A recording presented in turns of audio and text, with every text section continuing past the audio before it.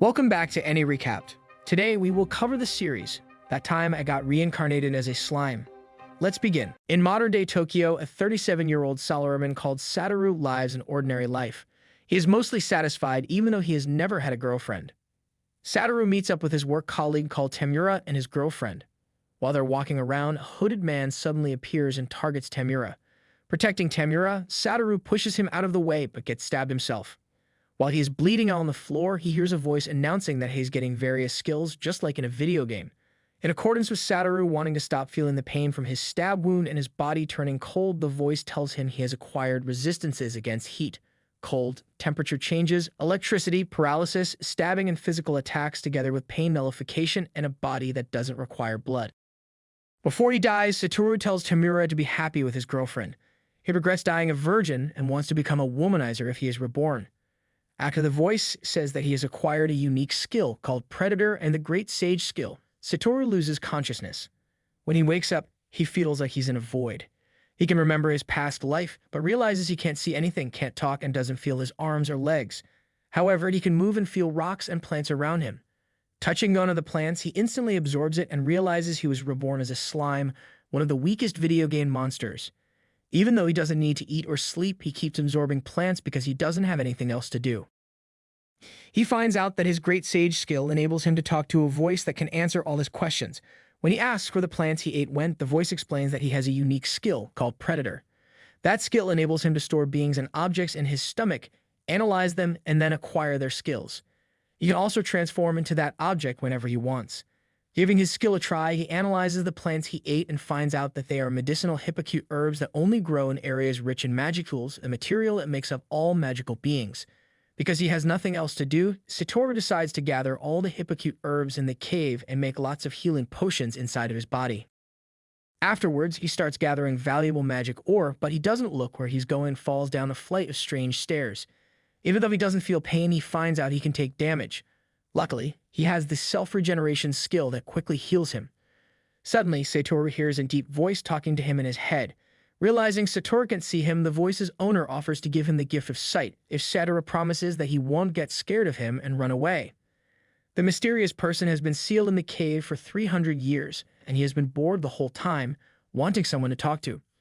Talking to him using his thoughts, Satoru agrees to the conditions and the voice teaches him how to feel the magicules around him, helping him acquire a skill called Magic Sense. Using his new gift of sight, Satoru looks at the owner of the mysterious voice and realizes he's a gigantic, scary dragon.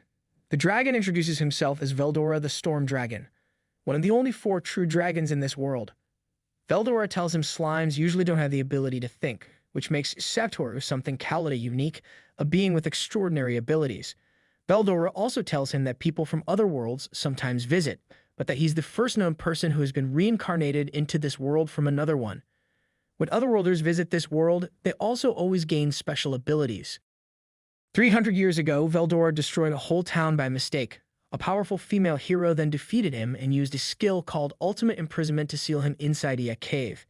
The hero also called herself a summon, which means she has been summoned from another world by mages and used as a powerful weapon who can't defy their summoner. Hearing his story, Satoru asks Veldora if he wants to become his friend. Veldora has too much pride to accept directly, but Satoru manages to convince him, saying he'll never return to the cave if he doesn't become his friend. Since Veldora is his friend now, Satoru wants to help free him from the cave. Using his Great Sage skill, he figures out they could remove his prison if they first analyze it from both the inside and the outside. Before they start, Veldora wants to give Satoru a name, since he doesn't have one in this world. He gives him the name Rimuru and explains that he gave him his protection by naming him. Veldora then tells Rimuru to make up a kind of family name for the two of them that will signify that they are equals. Rimuru comes up with the name Tempest, making them Veldora Tempest and Rimuru Tempest from then on. As soon as Veldora spoke the name Rimuru Tempest, Rimuru feels like that name became engraved upon his soul. The same happens to Veldora when Rimuru speaks his new name. Veldora lets Rimuru absorb him together with the ultimate imprisonment so they can both start analyzing it in order to break it someday. In the Great Forest of Jura, where Rimuru's cave is located, there are several countries.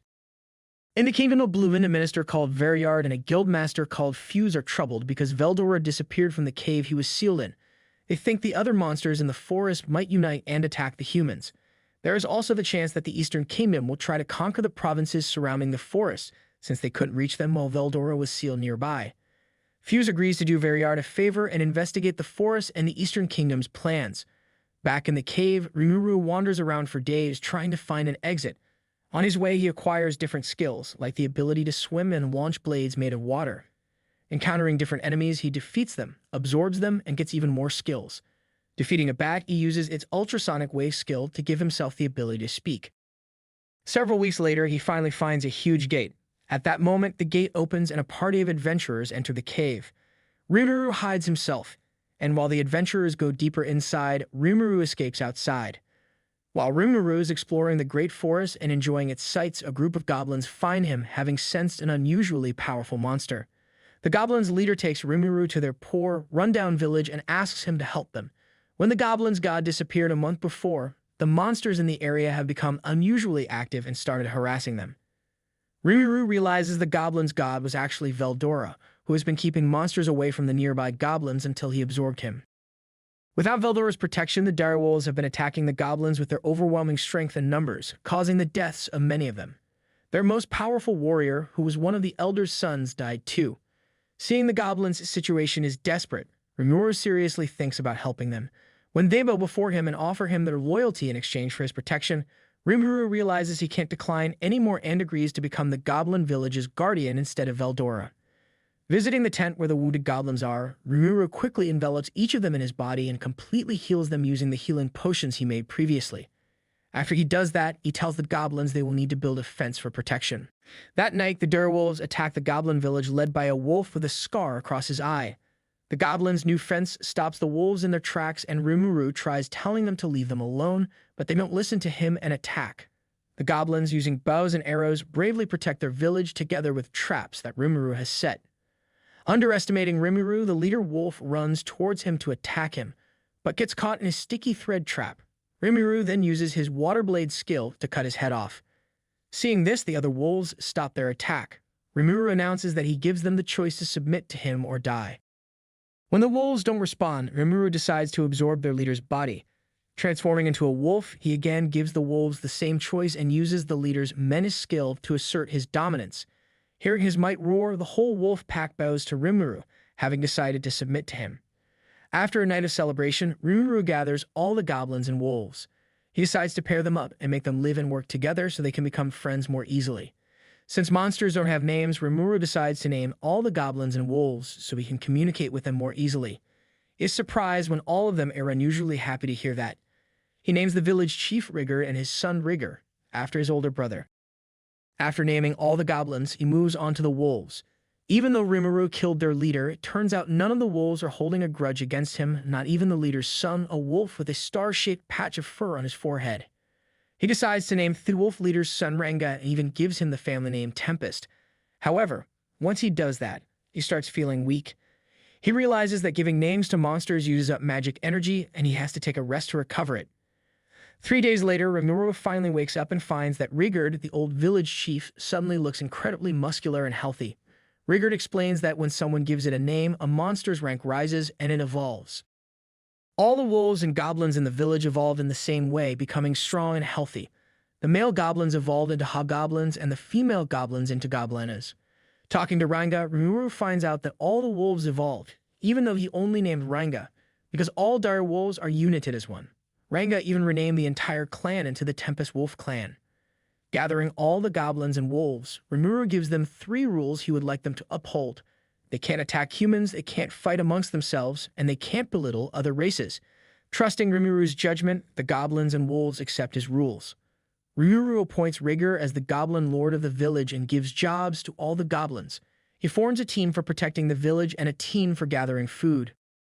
But he doesn't know how to solve the problem of building new houses and making clothes since the goblins aren't very good at it. On Rigger's suggestion, Rimuru decides to visit the dwarven country of Dworgen and look for skilled dwarves to help them out. Taking a number of goblins and tempest wolves with him, Rimuru departs towards Dworgen. On their way there, they take a break at the Emeld River. Rigger reveals that his late older brother got his name from a passing man called Gelmud, who was an officer in the Demon Lord's army.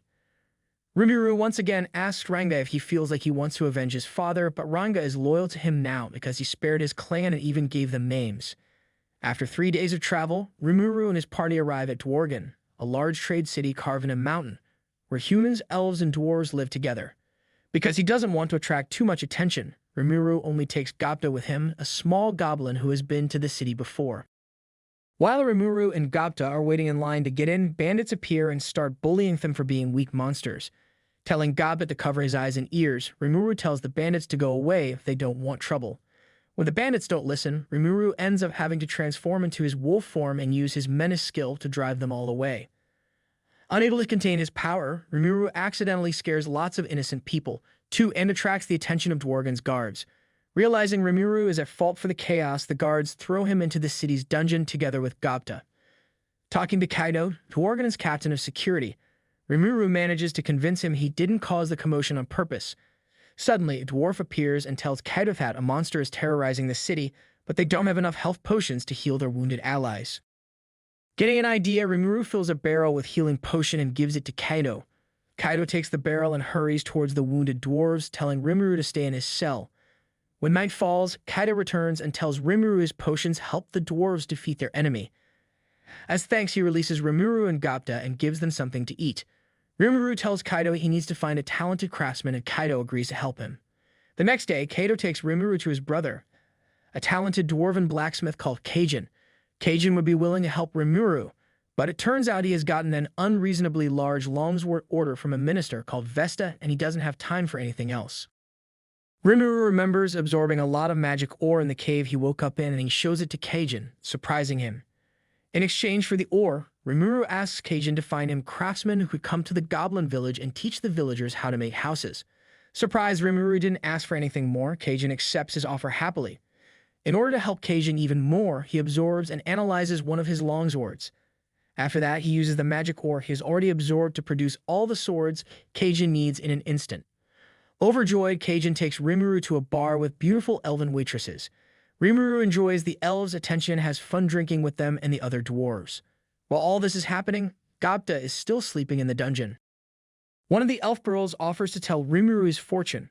Rimuru wants to see the person he is destined to be with, and the elf's crystal ball shows him black-haired girl who looks Japanese.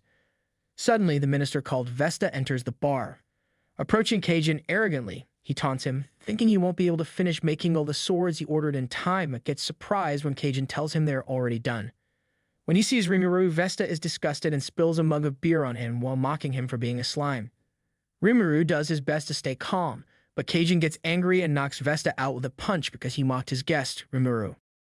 All of a sudden, Kajin offers to leave Dwargan and go to Rimuru's village himself, and Rimuru is overjoyed. However, he quickly gets arrested for punching a minister and thrown into the dungeon, together with Rimuru and 3 dwarf brothers who were in the bar with them. While they are talking, Kajin explains why Vesta hates him so much. Kajin used to serve Gazel, Dwargan's king, as the captain of one of the Royal Knight Orders, while Vesta served as his assistant. Since Vesta is from a family of royals while Kajin is from a family of peasants, Vesta was jealous of Kajin for being a higher rank than him. One day, a project called the Magisoldier Project that Vesta was working on went wrong, and he accused Kajin of it being his fault. Because Vesta had a lot of influence, Kajin was forced to take responsibility and quit the royal guards.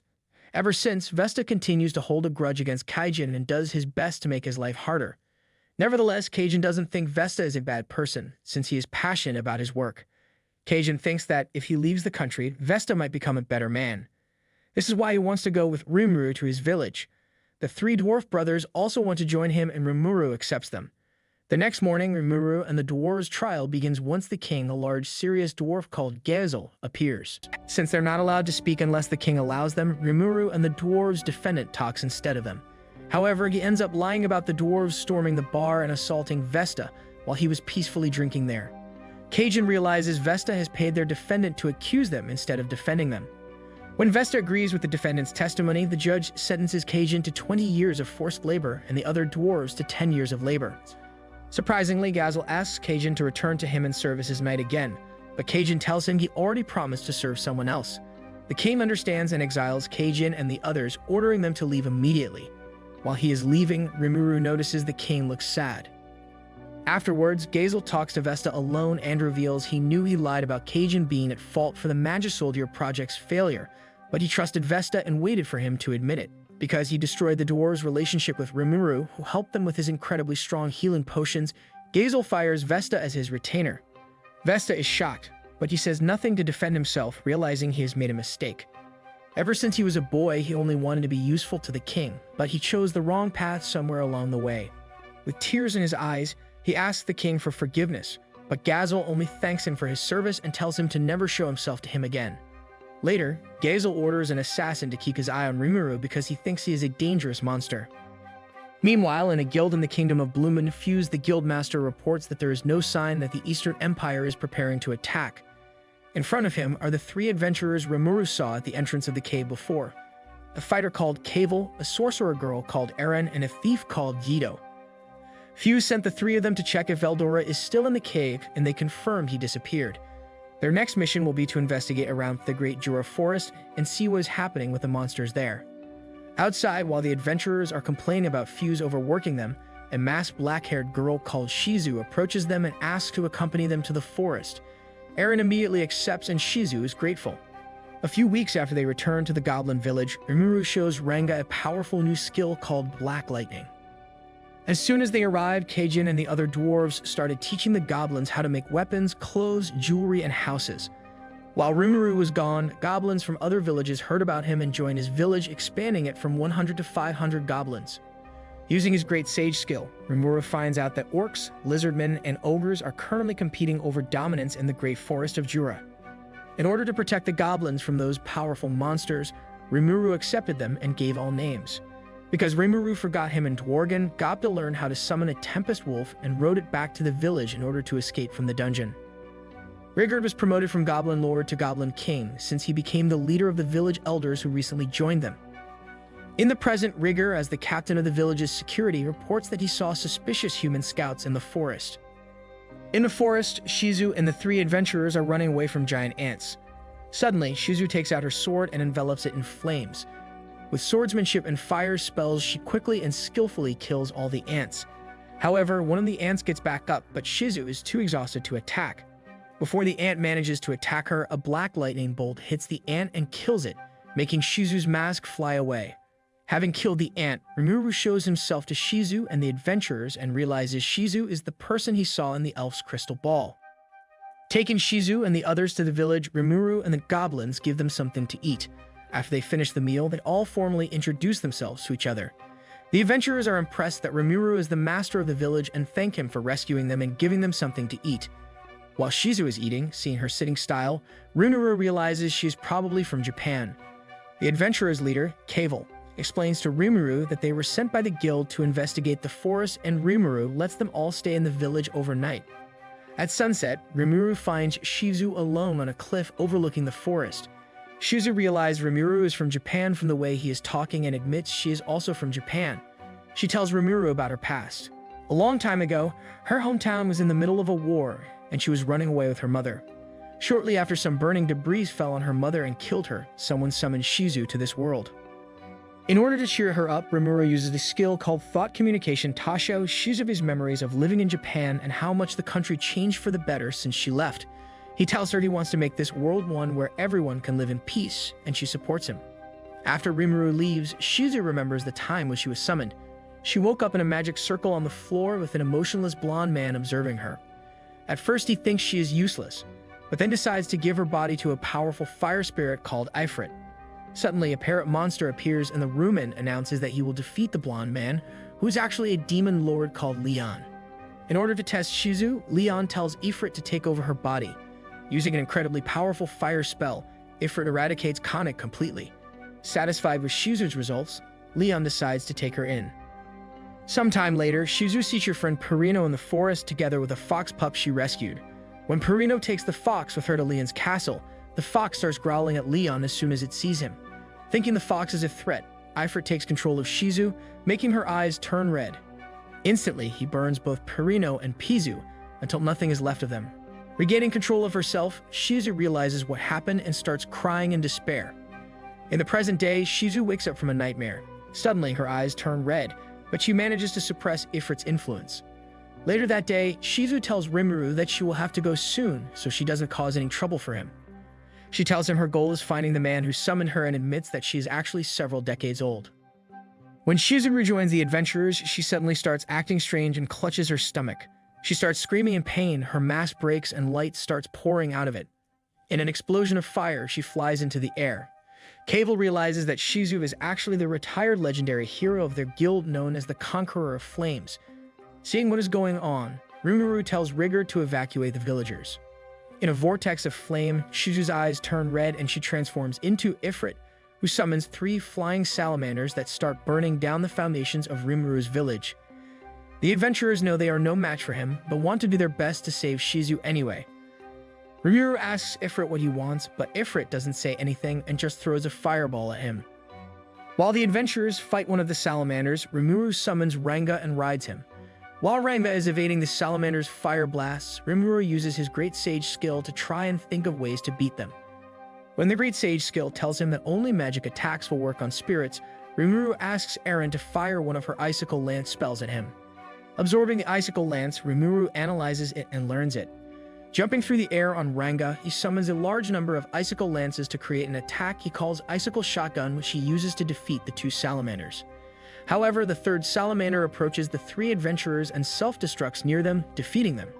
Rimuru tells Ranga to save the adventurers while he takes Ifrit on himself. Ifrit makes clones of himself that descend towards Rimuru. Using his Icicle Shotgun, Rimuru destroys all the clones easily. But Ifrit then makes a huge magic circle and envelops Rimuru in a massive vortex of flame. However, it turns out that the spell doesn't work on Rimuru at all, since he has temperature change resistance that nullifies fire attacks. Realizing he can easily beat Ifrit after all, Rimuru uses his thread magic to restrain him and then absorbs him, separating him from Shizu. Inside of Rimuru, Ifrit is helpless. A voice tells him he is no match for his friend Rimuru and that he will now have to face him. It turns out the voice belongs to Veldora, who starts laughing. The next morning, Shizu wakes up in a bed and thanks Rimuru for freeing her from Ifrit. She decides to tell him her whole life story. She continued serving the Demon Lord until the hero appeared. After a battle between the hero and the Demon Lord abandoned his castle and left Shizu there as a guard. One day, the hero came to the castle. We can see that the hero is a black-haired girl with the same mask Shizu wore when she first met the adventurers. Shizu did her best to fight her, but the hero was so strong she couldn't beat her. After defeating Shizu, the hero asked her who she was and why she was there. Hearing her story, the hero told her everything will be alright and took her in. She gave her her mask and told her it will help her resist Ifrit's magic. From then on, Shizu traveled with the hero, learning more about the world, helping others in fighting. After a while, Shizu became known as the Conqueror of Flame. One day, the hero left her but told her they will meet again one day. Shizu decided to become stronger and spent the following decades helping people who are suffering. However, with time, her control over Ifrit weakened and she got scared of hurting her loved ones again. That is why she decided to retire and become an instructor at a school for otherworlders in the Kingdom of Ingrassia. She was happy there and one of her students even went on to become the Grandmaster, the person who oversees all the guilds in the country. When she started feeling she won't be able to control Ifrit much longer, she decided to go on a journey to find the man who summoned her so she can ask him something. Taking a deep breath, Shizu tells Rimuru she has a request for him. She wants him to eat her just like he ate Ifrit. Since she doesn't like this world, she doesn't want to become absorbed by it and tells Rimuru her last request is to let her rest inside of him. Rimuru thinks about it for a second and accepts. Rimuru asks her what the name of the man who summoned her was and she tells him it's Leon Cromwell, one of the most powerful demon lords. Shizu admits she wanted to ask Leon if he acknowledged that she existed and if the summoned kids she taught could be saved and returned to their world. Rimuru swears to her that he will find Leon and ask him those questions. With her last breath, Shizu thanks him and dies, turning into an older version of herself. Having realized Shizu has died, Rimuru absorbs her. Inside of Rimuru, Shizu reunites with the soul of her dead mother and dies in peace. When Brigard and the adventurers enter Shizu's tent, they see a naked girl inside. When she turns around, they see that she looks like Shizu, but with blue hair. Rimuru explains what happened and tells them that he turned into Shizu after he absorbed her. Since they are going away soon, the 3 adventurers ask Rimuru to turn back into Shizu. When he does that, the adventurers tell him everything they wanted to say to Shizu before she died. Before they leave, Rimuru gives the adventurers new equipment and armor as parting gifts. The adventurers are delighted and they happily go back to their guild. Rimuru and Ranga bury Shizu's body, and Rimuru swears he will find Leon Cromwell. In a dry wasteland somewhere, an orc collapses from exhaustion. A strange man with a bird mask approaches him and introduces himself as Gelmid, giving him the name Geld. He tells him he will one day take possession of the great forest of Jura. Back in the village, Rimuru finds out he can use all of Ifrit's skills now, including Body Double. He immediately tries it out and realizes he is genderless in his human form. He also realizes he can finally taste food again now that he can transform into a human, so decides to eat dinner with the others that night. Rigger returns from a patrol and tells Rimuru that monsters from deep inside the forest have been traveling near their village.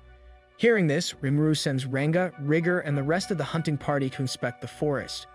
Later, Rimuru returns to the cave where Veldora has been sealed in order to try out the skills he acquired from absorbing Shizu. Among others, he received a rare skill called Degenerate that can merge different skills together and make new skills. He also finds out that if he wears Shizu's mask, he can conceal his huge magic power and make himself seem like a normal human. Suddenly, Ranga uses his thoughts to contact Rimuru and tell him his party has been attacked. When Rimuru finds his friends in the forest, he sees 6 horned ogres attacking them. Everyone except Ranga and Rigger were put to sleep by one of the attackers' spells. Approaching the ogres, Rimuru apologizes to them in case his friends did something wrong. However, the red-haired ogre recognizes his mask and accuses him of killing their friends, which is why they want to kill him now. Seeing they can't be reasoned with, Rimuru sends Ranga to take on the pink-haired ogre, while Rimuru fights the other ones. He first paralyzes the largest of the ogres with a spell, then restrains another one with his steel threads. He smashes the blue-haired ogre's sword with his body armor skill and knocks him out. While Rimuru tries talking to the red-haired ogre again, the old ogre cuts his arm off, even though he had his body armor skill equipped. However, Rimuru simply reabsorbs his arm and regenerates it, surprising the ogres. Rimuru decides to get serious and takes off his mask, unleashing his magic. He conjures a huge vortex of black flame and destroys a large rock, demonstrating his overwhelming power. The red-haired ogre, who turns out to be the leader of the ogre clan, realizes Rimuru is stronger than him but doesn't let himself get intimidated. Suddenly, the pink-haired ogre stands between Rimuru and the others and tells the red-haired ogre that Rimuru isn't their enemy. The person they are looking for is used underhanded to make orcs attack their village, while Rimuru is powerful enough that he could kill them on his own. Hearing this, the red-haired ogre is willing to listen to what Rimuru has to say. Rimuru introduces himself, revealing that he is actually a slime and that his mask is a keepsake of his deceased friend. The red-haired ogre takes a better look at the mask and realizes it's different than the mask their enemy wore. He gets down on one knee and asks Rimuru and the others to accept his apology. Having made peace, Rimuru takes the ogres to his village. That night, Rimuru eats with everyone and enjoys the taste of good food for the first time since he was reincarnated. Talking to Kaijin and Rimuru, the ogres tell them that orcs attacked their village, killing everyone except the 6 of them. Even though orcs are supposed to be weaker than ogres, these orcs came in huge numbers and were equipped with human weapons and armor. The red-haired ogre saw a masked person working with them and suspects that the orcs have started working with one of the demon lords. Since the orcs might become a threat to Rimuru's village too, Rimuru asks the ogres to become his subordinates and make Teo beat their common enemy. The next morning, the red-haired ogre decides to accept Rimuru's offer, on the condition that the contract lasts until they beat the orcs. Gathering all 6 of the ogres, he starts giving them names. However, as soon as he names them, he loses consciousness. Rimuru wakes up with the ogres gathered around him and sees that they now look younger and more intelligent than before. He named third-haired ogre Benimaru, the pink-haired ogre became Shuna, the purple-haired ogre became Cheyenne. The old ogre became Hakaru, the gloomy blue-haired ogre became Sodi, and the largest ogre became Kurobe. Because the ogres are so powerful, Rimuru spent all his magic after naming only 6 of them. In the middle of the great forest of Jura, there are marshlands where the lizardmen live. That night, the lizardmen report to their chieftain that the gigantic orc army has been sighted near their territory. The chieftain thinks that such a huge number of orcs could only be controlled by the Orc Lord, a unique legendary monster. Since the orc army is twice as big as the lizardmen's army, that chieftain sends his son, a flamboyant lizardman called Gabiru, to travel to different goblin villages and try to recruit them as reinforcements. In Rimuru's village, Benimaru also tells Rimuru about the possibility of an orc lord existing. Before the orcs attacked, a strange man visited the ogre village. He wanted to name all the ogres, but they drove him away because they found him untrustworthy. As he was leaving, he cursed them all. Benamaru says the man's name was Gelmud, and Rimuru realizes that Rhaegar told him his brother was given a name by someone called Gelmud. Meanwhile, Gabiru's party is traveling to different goblin villages and convincing their inhabitants to join their cause. On the way, Gabiru's subordinates are constantly praising him, leading him to believe that he could take over as the next Lizardman's chieftain soon. A few days later, Rimuru starts giving Theogras different jobs. While Shuna is making clothes for the villagers, Sham declared herself Rimuru's personal secretary and bodyguard. However, Shuna wants to take care of Rimuru too, so they start a rivalry. Rhaegar appears and tells Rimuru that a group of lizardmen has arrived in the village. Gabiru makes a dramatic entrance and tells everyone he will make them serve under him so they can defeat the orcs together, but Rimuru and the others aren't impressed. Rimuru wants to unite with the lizardmen against the orcs, but he doesn't trust Gabiru. Gabiru thinks Rimuru is deceiving the goblins, the wolves, and the others and tells them he will defeat him for them. Because Gabiru insulted his master, Ranga gets angry and prepares to attack. When Gobda suddenly appears. Getting an idea, Ranga tells Gabiru he will consider his offer to join him if he can defeat Gobda, and Gabiru arrogantly agrees. Gobda throws his spear towards Gabiru to distract him, jumps out from his shadow using the shadow movement skill and kicks him in the neck, making him lose consciousness. Turning to the lizardmen, Rimuru tells them he will consider helping them fight the orcs, but they won't serve them. He tells them to take Gabiru with them and leave for the day. Later, Soai returns from his patrol and tells everyone that the orc army is advancing towards the lizardmen's territory. While they are discussing what to do about the orcs, Soai tells Rimuru that a dryad is looking for him. Suddenly, a dryad teleports into the room and introduces herself as Trainee. Since dryads know about everything going on in the forest, Trainee reveals that they have noticed that an orc lord appeared. However, the dryad village isn't strong enough to take on the orcs, so Trainee is looking for help from Rimuru's village. Benamaru reveals that the orc lord has a skill called Starve that allows him and his army to devour everything in their paths and get stronger from it. In return, they all feel an endless hunger. Hearing this, Rimuru realizes the orc's goal is stealing the forest's monsters' powers by eating them instead of ruling over them. Trainee also says that the dryads have confirmed that a powerful subordinate of the demon lord is behind the orc lord's appearance. Thinking Rimuru is strong enough to defeat the orc lord, Trainee once again asks Rimuru to help her defeat him. Thinking about it and consulting the great sage skill, Rimuru accepts her proposal and all his subordinates agree to help him. Since Gabiru is untrustworthy, Soai offers to visit the lizardman's chieftain directly and ask him to fight with him, so Rimuru sends him there. Somewhere else, Gabiru finally wakes up. He realizes a strange man with a clown mask is with the other lizardmen. His name is Laplace, and he has come as a servant of Lord Gelmud, who was the one who gave Gabiru his name. He convinces Gabiru that his father is too weak to fight the orc lord and tells him he should go back into the marshlands and take over as the new chieftain.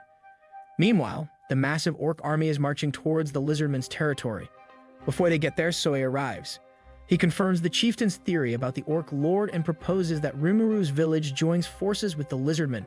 When the chieftain hears the dryads have personally asked Rimuru to help them, he accepts the proposal, realizing that Rimuru could be a strong ally to him. However, he first wants to meet Rimuru personally, and he makes a deal with Soai to meet up in 7 days.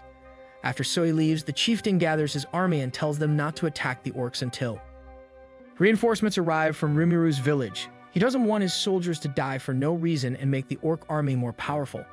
4 days later, the orcs start invading and the lizardmen defend their country, but don't attack the orcs straightforwardly. Suddenly, Gabiru appears and visits his father. He doesn't agree with waiting for Rimuru's reinforcements and thinks that his father doesn't know what he is doing. Thinking he can lead the lizardmen better than him, he forcefully takes over as the new lizardman chieftain. When he takes the chieftain's weapon, the vortex spear, he feels its power flowing into him. Meanwhile, Gabiru's subordinates have gathered every lizardman who didn't agree with the previous chieftain, and Gabiru announces to them that they are going to war with the orcs immediately. Meanwhile, the orcs continue advancing and the lizardmen ambush them. The powerful lizardman soldiers manage to kill some of the orcs, but then the other orcs start eating their corpses and grow stronger. While his father knows the true terror of the orc lord, Gabiru has no idea what he is facing. This was part 1. Hope you enjoyed. Let's continue with part 2. Last time, Rimuru wanted to join forces with the lizardmen to defend against the orc army, which is why he is hurrying to the marshlands to meet their chieftain. However, a lizardman called Gabiru has forcefully overthrown his father to become the new chieftain. Gathering an army of followers, he ordered them to attack the orcs head-on, unaware of how dangerous they really are. Rimuru, together with Ranga, the ogres, and a party of goblins, approaches the lizardman's territory. Noticing a single female lizardman desperately fighting a group of orcs, Zoe helps her and defeats her attackers. When Rimuru and the others arrive, Rimuru heals the injured lizardman with a potion. It turns out the lizardman is Gabiru's sister, and when she realizes who Rimuru is, she tells him all about what Gabiru did and begs him to save her father and brother. Rimuru orders Zoe to rescue the lizardman chieftain, while he takes on the orc army. At the front lines, it seems at first that Gabiru's army is winning against the orcs. However, the tables turn onto some of the orcs eat one of the defeated lizardman's soldiers, making the whole army gain the lizardman's abilities and adapting to the swamp. The evolved orcs end up surrounding Gabiru and his soldiers, who gather in a close formation. Hidden in the forest, Laplace and Gelmud are observing the battle, satisfied with the orcs' results. Out of nowhere, the Dryad trainee appears, telling them she will have to remove them from the forest before they do too much harm. Summoning the wind spirit Sylphide, she attacks them with powerful wind blades that rip Laplace's arm off. Realizing Trainee's power is too much for them, Gelmud and Laplace escape in a cloud of smoke. Back at the battlefield, Gabiru is doing his best to fight against a huge orc general, but his attacks yield no results. When the general prepares to deal a final blow, Gapta and Ranga appear to protect Gabiru. Benimaru, Cheyenne, and Hakaru also show up, announcing their arrival with huge explosions of black flame and decimating all orcs in their way.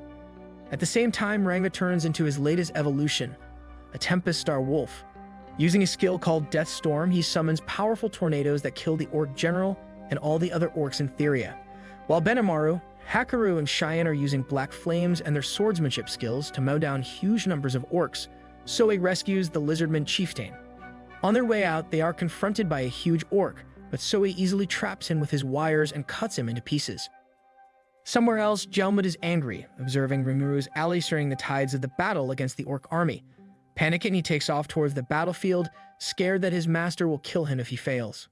While flying above the battlefield, Rimuru sees Gelmud hitting the ground like a meteorite. It turns out Gelmud was manipulating the orc lord so he can create a new demon lord and make him his pawn. Seeing Gabiru, Gelmud gets angry at him for turning out to be a nuisance and attacks him, but Gabiru's subordinates stand in the way, saving him. Gelmud attacks once again, but Rimuru protects Gabiru with a magic shield. He gives Gabiru healing potions to heal his friends and takes Gelmud on. When Gelmud realizes Rimuru is much stronger than him, he begs the Orc Lord to help him, but the Orc doesn't move. Once he calls him Geld, which is the name he gave him when he first met him, the Orc Lord goes silent. Suddenly, he cuts Gelmud's head off and eats him. Having eaten Gelmud, Geld evolves into a demon lord. The ogres arrive and Cheyenne and Hakaru start attacking Geld, but he keeps regenerating. The other ogres, together with Ranga, all use devastating spells on him, but Geld gets back up. Eating one of his orc soldiers, he heals himself completely. Rimuru orders the Great Sage to take over his body and fight Geld instead of him. Controlling Rimuru's body, the Great Sage easily dodges the huge orc's attacks and cuts off his arm.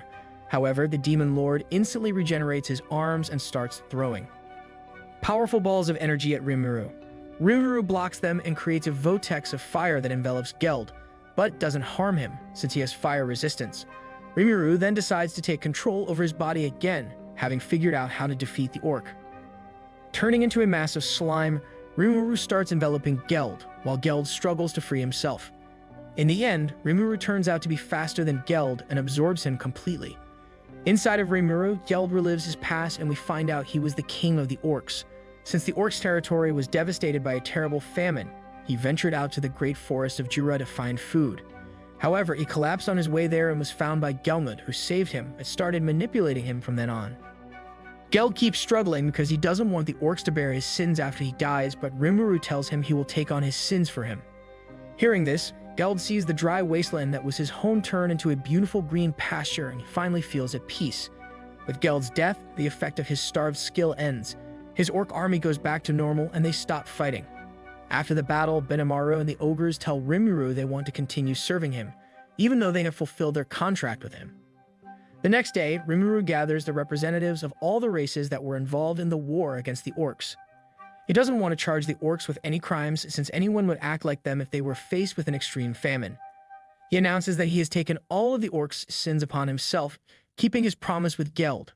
The ogres and lizardmen are hesitant to accept this decision, but Benimaru convinces them, saying that this world functions on the principle of the survival of the fittest.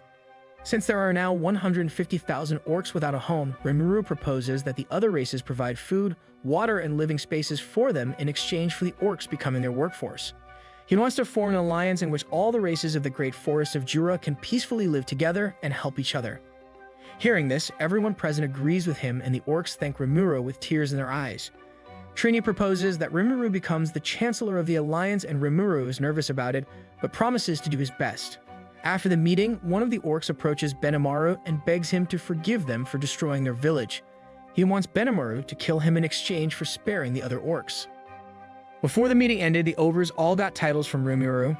Shan became a samurai, Hakaru an instructor, Soi a spy, Kuro a swordsmith, Shuna a holy princess, and Benimaru became the samurai general who was in charge of military affairs. Because he is a general now, Benimaru tells the remorseful orc that he wouldn't want to rob the village of a capable fighter and spares him. He tells him that he will be happy to serve Rimuru together with him. Rimuru, who was listening to this exchange, later names that orc the king of the orcs and gives him the name Geld, as someone who will inherit their previous king's will. In the next 10 days, Rimuru named all 150,000 orcs. He also gave the lizardman's chieftain the name Aberu.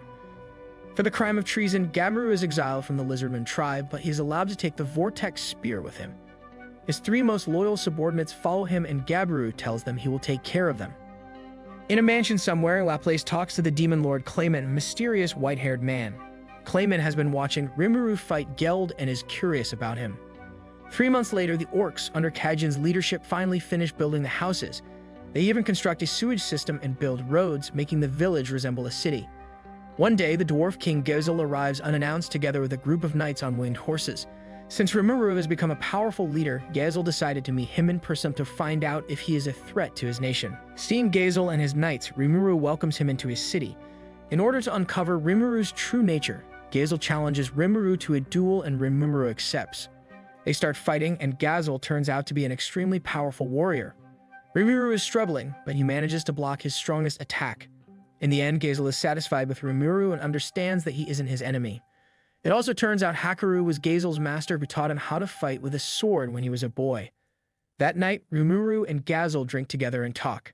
Since Rimuru is controlling the whole forest, Gezel wants to become his ally and recognize his nation. Rimuru agrees to sign a treaty with him and decides to name his nation the Jura Tempest Federation. Rigurd then chimes in and decides that the city they are in will be known as the capital city Rimuru, making Rimuru embarrassed. 2 days later, Gezel returns to Rimuru City together with Vesta, the minister who betrayed Kajin in the past. Even though he has exiled him, Gezel wants Vesta to use his knowledge and skills to help Rimuru's nation. Seeing this as a way to continue serving Gezel, Vesta sincerely apologizes to Rimuru and Kajin for his wrongdoings and asks them to take him in. The two forgive him and allow him to work for the Federation. At the same time, Gabiru and his followers also appear, wanting to join Rimuru too. Rimuru accepts them together with Gabiru's sister, who came because Abiru sent her to gain more experience and become Rimuru's servant. He names Gabiru's sister Suka, and all the lizardmen that came with her get names too. When they evolve, some of them look almost the same as humans. So he takes Suka and her attendants in as his apprentices, and Rimuru sends Gabiru and his followers to cultivate medicinal hippocute herbs in Veldora's cave. Vesta is also sent to the cave, where he will start working to find a way of mass-producing powerful healing potions. In Clayman's mansion, a playful demon lord called Milim is curious about Rimuru's nation and decides to visit him. Flying with incredible speed, she quickly finds Rimuru, creating a huge crater when she lands. She introduces herself and has no intention of hurting anyone. Unaware of that, Shyam, Soi, and Benimaru appear and attack her, thinking she's a threat to Rimuru. However, their attacks don't faze her at all, and she manages to defeat them all instantly. Noticing Milim has become bloodthirsty, Rimuru realizes he will have to calm her down. The Great Sage skill reveals to him that she has 10 times his magic power, but he gets an idea. Taking something golden in his hand, he pushes it inside Milim's mouth. Sensing a sweet and delicious taste she has never tasted before, Milim calms down. It turns out Rimuru gave her honey he found in the forest, and he promises to give her more Ishazwir. She won't attack him or his people anymore. Milim is conflicted about admitting defeat, but Rimuru keeps tempting her until he convinces her to accept his conditions. Treating her as a guest, Rimuru shows Milim his city and introduces her to everyone. Because she is a famous demon lord, the townspeople are impressed that Rimuru managed to make her his ally. Since all she usually does for fun is fight, Milim is amazed to see how much fun Rimuru City's people are having and decides she wants to live there. While the people instantly accept her, Rimuru is confused, but he is forced to accept her too. In the Kingdom of Bloomin, the Minister Variard and the Guildmaster Fuse are talking about Rimuru and the newly formed Jura Tempest Federation. They acknowledge that he saved everyone from the Orc Lord, but Fuse decides to visit Rimuru in person to see if he can trust him. In Veldora's cave, Vesta has managed to perfect his healing potions. Rimuru wants to start mass-producing them to sell them, but Cajun thinks they are too powerful to just sell them as they are. Cajun proposes they make a deal with the Dwarven Kingdom. He wants to produce and sell weaker healing potions which the dwarves will usually use. The dwarves would deliver the ingredients and Rimuru's people would produce the potions for them. Exiting Veldora's cave, Rimuru sees a huge explosion somewhere in the city. It turns out that one of the demon Lord Carrion's 3 Beasketeers, a demon called Phobio, came and threatened to take over the city. When he attacked Rigurd, Milam got angry and beat him up to protect Rimuru's friend. Concerned about Carrion attacking the city as payback for Milam beating up one of his subordinates, Rimuru makes Milam promise she won't attack anyone anymore, threatening to not give her any lunch if she does. When Phobio wakes up, Rimuru finds out from him that Carrion ordered him to investigate a powerful presence in Rimuru's city, which is Rimuru himself. Since he can't do anything else, Rimuru lets Phobio go. Rimuru manages to bribe Milam with a new weapon, so she tells him more about Carrion. She admits that she, together with the demon lords Clayman, Carrion, and Free, used Gelmid to create a puppet demon lord, which turned out to be Geld. Hearing this, Rimuru realizes his federation could be targeted by the demon lords because he ruined their plans. One of the nations surrounding the forest of Jura is the Kingdom of Falmouth, which is a major trade power. From that kingdom, a team led by a silver-haired man named Yume was sent to the forest of Jura to learn more about what happened with the Orc Lord. Traveling through the forest, Yume and his party encounter Fuse and his companions Cable, Aaron, and Guido, running away from a huge spider monster. Coincidentally, Gobda and some other goblins find themselves in the vicinity. Effortlessly, Gobda defeats the powerful spider all on his own and leads everyone to Rimuru's city. The people from Bloomin and Falmouth meet Rimuru, surprised that the leader of the Jura Tempest Federation looks like a regular slime. Rimuru asks Fuse if the Kingdom of Bloomin would be willing to trade and network with his federation, mentioning that the Dwarven Kingdom has already acknowledged them. Fuse is impressed, but he still isn't sure if Rimuru is a threat to the humans or not. In order to convince him that his nation is peaceful, Rimuru lets him stay in the city for a while. He then asks Yume to change employers and work for him, since he's a mercenary. Rimuru wants Yumu and his men to act like they are the champions who defeated the Orc Lord and that Rimuru helped them. By spreading such a rumor, Rimuru wants everyone to think he isn't a powerful threat, but rather a trustworthy ally to the humans. After seeing what Rimuru's city is like, Yumu understands Rimuru's goals, finds respect for him, and agrees to help him. Meanwhile, in Clayman's mansion, a pink-haired harlequin called Tyr reports to him about the situation with Milam. Getting curious, Clayman wants to find out what made Milam so interested in Rimuru that she would become his ally. Tyr also reports that one of the demon lords, Frey, doesn't want to be involved with the forest of Jura at all. Frey also told her that a legendary sealed monster called Charybdis is going to wake up soon. With an evil grin, Clayman gives Tyr her next mission, finding the location of Charybdis and taming it. That night, Phobio and his subordinates are sitting around a campfire. Phobio regrets making fun of the Jura Tempest Federation and realizes they could be a power filial to the demon lords. However, he is still angry at Milam for making a fool out of him and wants to take revenge on her. Suddenly, 2 people in a harlequin mask approach the campfire. They introduce themselves as Footman and Tyr, who came from the Modern Harlequin Alliance. The 2 of them mysteriously offer Phobio a power equal to a demon lord, and he gets interested. They tell him he could defeat Milam using the power of Charybdis, the gigantic fish monster. In order to impress his master, Carrion, and get revenge on Milam, he accepts their offer. At the same time, in Rimuru's city, Rimuru relaxes in a bath with Fuse. Some time has passed since Fuse arrived, and now he isn't suspicious of Rimuru anymore. However, Rimuru's city is so comfortable that he doesn't feel like leaving. We find out that Yumu and his men left the city to build up their reputation as the champions who defeated the Orc Lord. Meanwhile, the 2 Harlequins lead Phobio to the cave where Charybdis is sealed. They reveal to him that Phobio has to take the monster into his body to revive it. Phobio is unsure about that, but Tyr manages to convince him to go through with it by telling him the seal will soon weaken enough for Charybdis to revive on its own. Venturing into the cave alone, Phobio is determined to get revenge on Milam. Outside, the Harlequins are laughing at Phobio for being knave. It turns out Clayman was the one who ordered them to revive Charybdis and then had attack Milam. The next day, a dryad called Tria appears to Rimuru and the others and tells them that Charybdis has been revived. She says that it's heading towards Rimuru City and that they should prepare for it. Charybdis is the violent ruler of the skies, and he has died and come back to life many times. It turns out he is also the child of Veldora, having been created from a cloud of Veldora's magicules. Stir. In order to impress his master, Carrion, and get revenge on Milim, he accepts their offer. Milim is convinced she can beat the beast, but Rimuru and the others don't let her since it's Rimuru City's problem. Soon, Rimuru sees Charybdis approaching the city together with flying sharks he has summoned. The ogres, the goblins, the orcs, the lizardmen, and 100 knights on winged horses who Gazel sent to help prepare for battle. The Great Sage tells Rimuru that Charybdis has a magic jamming skill that weakens all magic in a 300-meter radius around him, which is why long-range spells barely work against him. When the flying sharks start nearing the city, Rimuru's soldiers work together and defeat them one by one. When all the sharks are defeated, only Charybdis remains. When all of Rimuru's forces attack it at the same time, it doesn't even flinch. Suddenly, a loud roar is heard and the beast launches its incredibly hard scales at everyone, leaving them no other choice but to desperately protect themselves. Rimuru joins the fray and uses a skill called Gluttony to consume all the flying scales in an instant. However, new scales quickly start growing back on Charybdis' body. Using the Great Sage's knowledge, Rimuru realizes that Charybdis has the skill Ultra Speed Regeneration, which enables him to regenerate all of his scales in just 3 minutes. Both Rimuru and his army keep attacking Charybdis, but the fight takes so long that the sun has already started setting and Charybdis isn't even close to defeated. Suddenly, Rimuru hears Charybdis cursing Milim and realizes that some other life form is inside of his body. He contacts Milim, and when she arrives, she sees that Charybdis is using Phobio as his physical body. To Milim's delight, Rimuru lets her fight Charybdis, since the situation turns out to concern her after all. Seeing Milim, Charybdis gets angry and attacks her. His attacks don't affect her, and Alan, she destroys him with a single spell. When Phobio falls out of the remains of the beast's body, Rimuru catches him, heals him.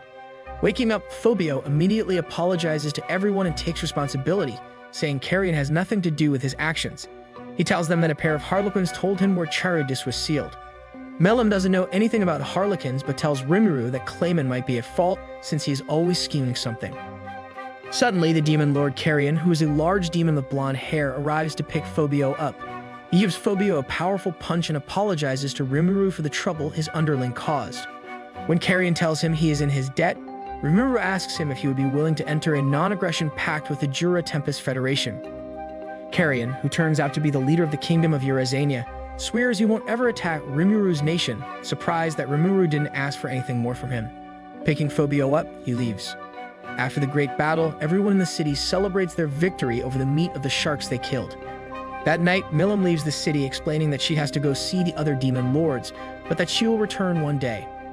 While he is sleeping, Rimuru dreams about a voice telling him to hurry to the royal capital and save a group of children there, remembering that Shizu told him about a school for otherworldly children in the royal capital of the kingdom of Ingratia. He decides to travel there. He leaves Rimuru's city together with Ranga, entrusting his loyal subordinates to continue managing the city. The kingdom of Ingratia is the home of Free Union, an organization that helps adventurers and that Yuki, one of Shizu's students, has established.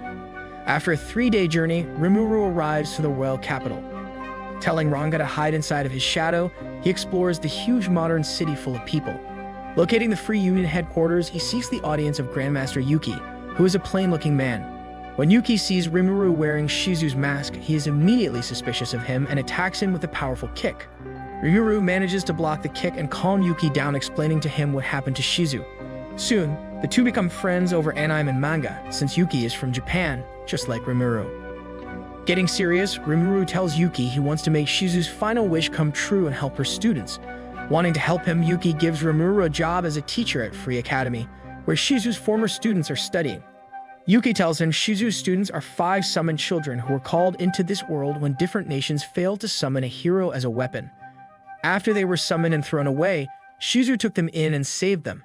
However, the children's bodies can't withstand the overwhelming power they received when they were summoned to this world, so they are expected to be in 5 years' time. Hearing this, Rimuru wants to continue Shizu's work and save the children somehow. As soon as Rimuru enters the classroom, he almost gets hit by a powerful magic blast. Boy called Kenya fired it, and Rimuru realizes all the children have a huge amount of magic power. There are 5 children. The boys called Kenya, Ryota, and Gil, and the girls called Alice and Chloe. Since they are aware that they will die soon, the children don't listen to Rimuru and they aren't interested in studying. In order to get them to cooperate, Rimuru threatens them using Ranga's presence. Telling the students that they will play a game, Rimuru gets them interested. Each of the students will have a mock fight against him. If they defeat him in 10 minutes, they win, but if they lose, they have to begin respecting him. We find out that Rimuru's real goal is decreasing the children's excess magic that is threatening to destroy them by having them fight him. The area Kenya wants to fight first, and he takes a sword that Rimuru prepared for him.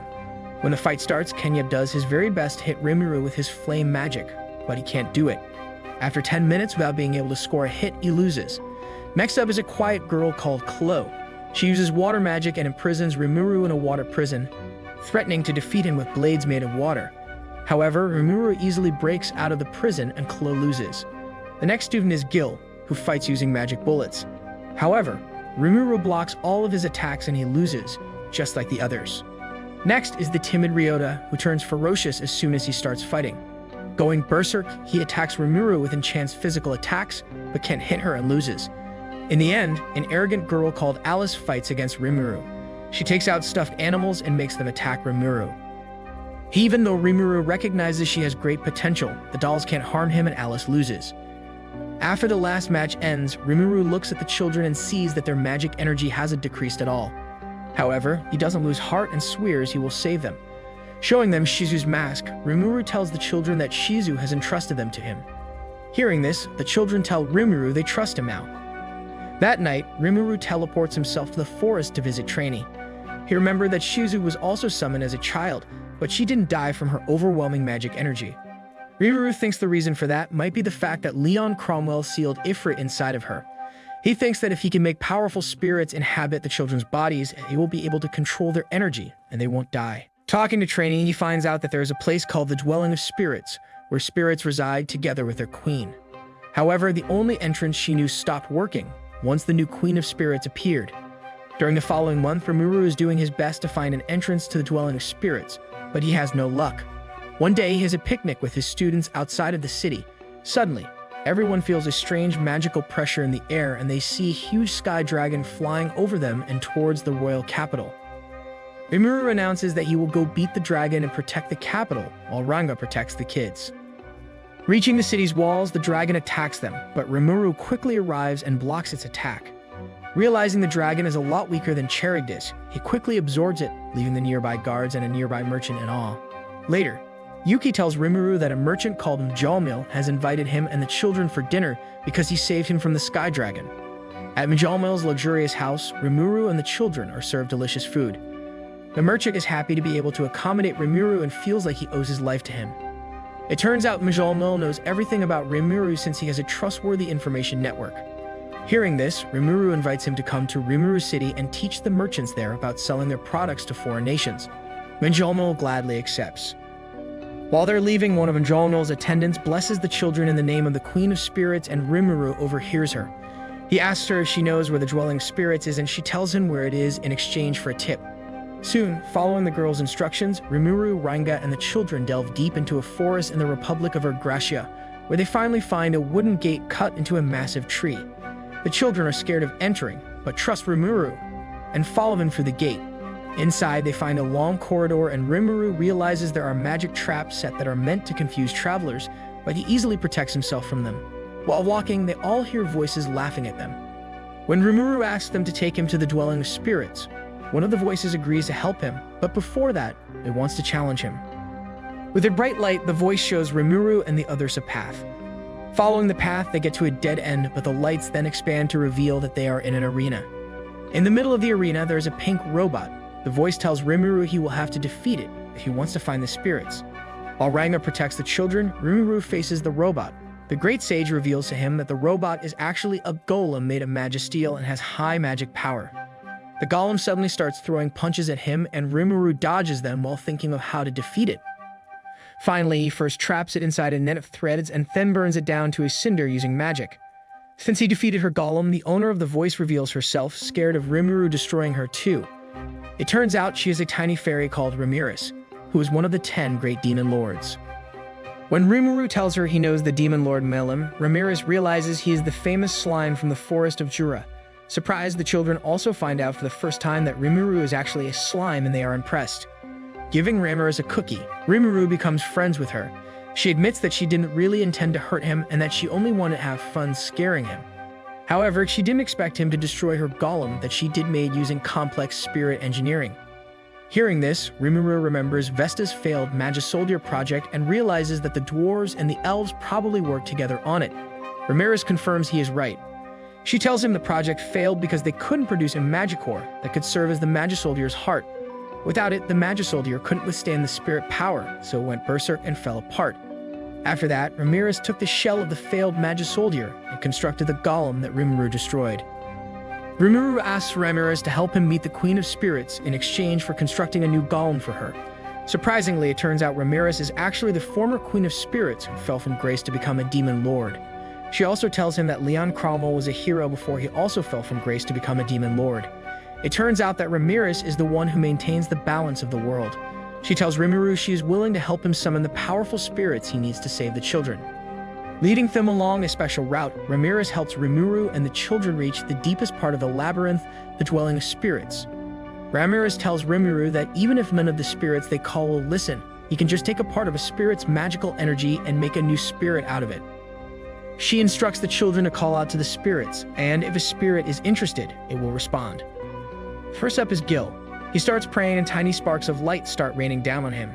However, Rimuru realizes that he only managed to summon inferior spirits and decides to unify them into a superior one. Using his gluttony skill, he consumes them, and using his degenerate skill, he manages to unify them into one artificial superior spirit of the earth attribute.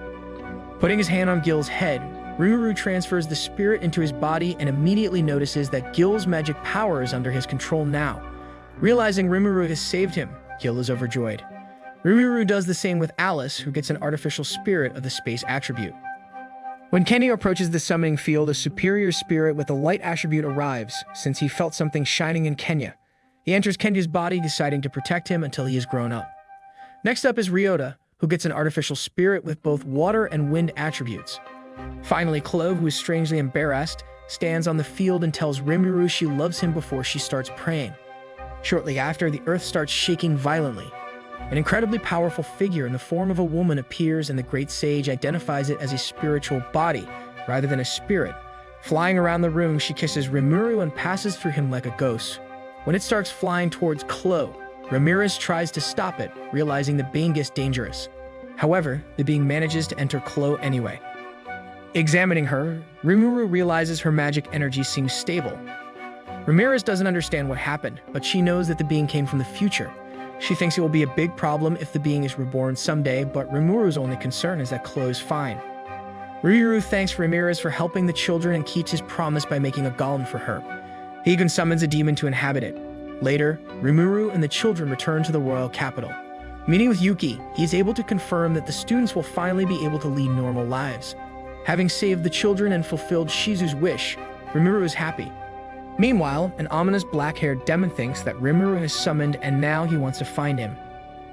Sometime later, the time comes for Rimuru to leave the royal capital. He hugs his students goodbye, and before he leaves, he gives Shizu's mask to Clo. Telling them they are always welcome in Rimuru's city, he leaves. Rimuru tells Ranga that he gave Shizu's mask to Clo because he felt it was the natural thing to do. While they are traveling back to Rimuru's city, a black-haired woman is secretly following them. In the past, in a forest somewhere, a dying woman and a dead man are lying on the ground. With her last remaining strength, she draws a ritual circle in her blood. When she finishes it, a huge vortex of red energy appears, and out of it emerges a black-haired demon. The desperate woman tells the demon he can have her soul if he makes her enemies pay, after which she collapses to the ground and dies. The demon laughs nonchalantly and tells her he will help her, since he has nothing else to do. Not much later, Shizu visits the kingdom of Philpwood's royal palace. Following a request to defeat a demon that has been summoned there, she enters a reception hall full of experienced adventurers. The kingdom's minister arrives and announces that two famous champions, known as the Silver Wings, have died fighting the demon. Hearing this, many adventurers want to leave, but the minister's guards don't let them, since they need every person available. When one of the adventurers gets angry, saying he isn't obligated to help anyone, one of the guards pierces him with his sword, making him fall to the ground. The other adventurers are horrified, but no lesser demon, he comes out of the man's body and disappears with a scream. The guards reveal that the real reason they won't let anyone leave is because some of them might be possessed by demons, just like that man. Suddenly, everyone's attention turns to a hooded man standing among them. The man accuses the guards of summoning the lesser demon themselves, just so they can manipulate the adventurers. He says his name is Black and says that he will kill everyone in the room until he finds who the demon everyone is looking for is. Hearing this, Shizu steps in front of him and decides to fight him. She takes out her sword and sets it ablaze, while Black reveals he has a glove with sharp, retractable claws. Even though Shizu is known to be powerful, Black has no trouble fighting against her, and they are fighting on equal ground. Casting a spell, Shizu unleashes a huge torrent of fire. Black survives it, revealing he is actually a demon with large black wings. He tries hitting Shizu, but her mask blocks his attack, ripping off his entire arm. Intrigued, he realizes her mask is a powerful artifact that surpasses time. Black decides to end the fight for the day and teleports somewhere else. In a room in the palace, Shizu remembers that Leon once told her about demons known as the progenitors, who are referred to by their signature colors. One of them is called Nor, which means black. Shizu remembers that the demon she fought was named Black, but doesn't think that such a powerful demon will appear here. Suddenly, a blonde knight comes into her room and tells her the king wants to see her. Entering an ominous underground throne room, Shizu sees the minister and the king sitting thrones. Taking a seat in the biggest of the thrones, the blonde knight introduces himself as a demon called Orthus. It turns out he is the true king of Filthwood, while the minister and the person everyone else thinks is the king are just his puppets. It turns out Black's mission was searching for demons disguised as knights. After he killed them all, he finally killed Orthus, completely freeing the kingdom of Filthwood from his influence. In exchange for Black letting her live, Shizu agreed to lie about killing him, so he can remain hidden. After this incident, Shizu continued her travels, thinking that someone else will certainly deal with Black. In the present, Black is observing Rimuru, since he's wearing Shizu's mask. Black would later be summoned by Rimuru and named Diablo. This was part 2. Hope you enjoyed. Let's continue with part 3. Last time, Rimuru traveled to the Free Academy in the Kingdom of Ingratia to visit Shizu's former students. There, he found out that the students' overwhelming magic power was threatening to kill them. In order to save them, Rimuru managed to fuse the students with powerful spirits, who then helped them control that power. We go back to 1 month before Rimuru left the Kingdom of Ingratia and the Free Academy. Having learned a teleportation skill from an air spirit he analyzed, Rimuru can now move freely between Rimuru City and the Kingdom of Ingratia. Since the demon lord Carrion became his ally, Rimuru prepares to send a delegation headed by Benimaru and Rieger to Carrion's Kingdom of Eurazania, while Carrion will send one to the Jura Tempest Federation, or Tempest for short. Standing on a podium in Rimuru City, Rimuru sends the delegation off, telling them to avoid conflict and do their best to get along with their new allies. In order to properly welcome Eurazania's delegates, Rimuru had a reception hall built, ordered Shunato teach the goblins how to prepare food for their guests, and had Vesta train some of the goblins as waiting staff. In a forest at sunset, the little girl is picking berries when suddenly a giant mushroom attacks her. Just as suddenly, Yumu appears and defeats the monster mushroom. It turns out that Yumu and his companions successfully established themselves as famous champions, while also spreading the word that Tempest is a nation of friendly monsters. A few days later, while Rimuru continues teaching the children in the Free Academy and also managing his nation, Yumu and his companions return. The next day, Carrion's delegation arrives in intimidating tiger-drawn chariots, and Rimuru and the others properly welcome them. Leading the delegation are 2 of Carrion's 3 Beasketeers, a calm woman called Albus and an arrogant tiger girl called Sufia. As soon as she arrives, Sufia sees Yumu and states that she hates humans and doesn't trust Rimuru at all. In order to show Sufia that his subordinates aren't as weak as she thinks, Rimuru tells Yumu to mock fight against Sufia. Yumu doesn't feel like fighting, but his men are fired up, so he gives in. However, when Sufia insults Rimuru one more time, Cheyenne gets angry at her and challenges her to a fight. Sufia accepts the challenge, and the two start fighting fiercely. While that is going on, Albus orders Grucius, the weakest demon in her brigade, to fight Yumu. Grucius isn't particularly eager to fight a human, but he listens to her. When Grucius and Yumu start fighting just as intensely as the other two, Rimuru realizes how strong Yumu really is. Realizing Thatchi and Sufia are equally strong, Cheyenne recklessly summons an incredibly powerful magic bullet and prepares to fire it. Suddenly, Albus, revealing herself to be a snake woman, stops the battle. It turns out all 3 of the demons were just testing Rimuru and his men, wanting to find out if they are worthy of being Eurazania's allies. Having seen how skilled Cheyenne and Yumu are, Albus and the others are convinced of their strength and everyone starts getting along. While everyone is talking cheerfully, Cheyenne's massive magic bullet is still going out of control and she can't stop it. Before it blows everything up, Rimuru tells Cheyenne to fire it at him. Trusting Rimuru, she does it and Rimuru safely sucks it up using his gluttony skill. Having invited the delegates to the newly built reception hall, Rimuru, his friends, and the people from Eurasania enjoy some food and drinks together. When Albus realizes she has drunk all of Rimuru's apple brandy, she tells him that fruit is abundant in Eurasania. She proposes to him that they arrange a trade agreement so they can trade fruit from Eurasania for liquor from Tempest. Liking her idea, Rimuru calls forth a timid kobold called Kobe, who manages all of Tempest's merchants and puts him in charge of trade between Tempest and Eurasania. Kobe is nervous, but he accepts and immediately starts negotiating with Albus and Sufia. A few days later, the delegation from Eurasania leaves, but some of the people stay to learn new skills and techniques, since Phobio, who is currently in confinement in Eurasania, ordered Grucius to be useful to Rimuru. Grucius also stays in Rimuru's city. Sometime later, Yu continues traveling and spreading word about Rimuru, while Benimaru and Rigard return from Eurasania. They are impressed by Eurasania's military, but the buildings and craftsmanship there are inferior to Tempest's. When he hears that Eurasania has huge fields full of abundant produce, Rimuru decides to send another delegation there to learn about their agriculture skills. When Benimaru suggests appointing Rigard the leader of the delegation, so Benimaru himself can stay in Tempest and continue defending it, Rimuru agrees with him.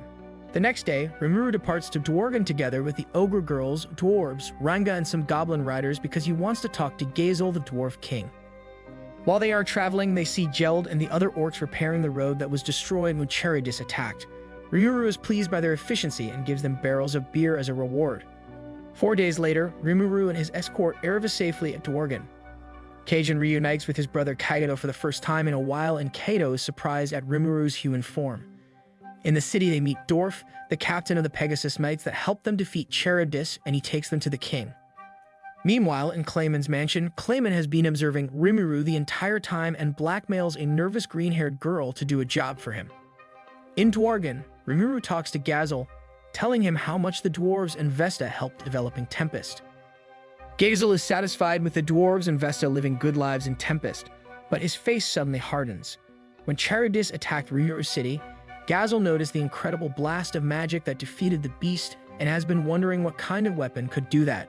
Nervously, Rimuru admits that the demon lord Milim helped him defeat Charybdis, and Gazel doesn't believe that the empty-headed girl he met before was a demon lord. However, her trusts Rimuru and accepts his words. Shuna enters the room and gives Gazel some apple brandy produced in Tempest, and Gazel is very impressed by its taste. When Rimuru tells him he got the apples for the brandy from Eurasania, Gazel can't believe he managed to make a trade deal with the prideful demon lord Carrion. He thinks that Tempest could soon overtake the kingdom of Falmouth as the biggest trade center. Rimuru remembers that Yumu is from Falmouth and asks Gazel about that nation. The kingdom of Falmouth is one of the biggest of all the western nations, but Gazel doesn't like their king because he's too greedy. The next day, Gazel and Rimuru gather all the residents of Dworgen to declare that their nations have become friends.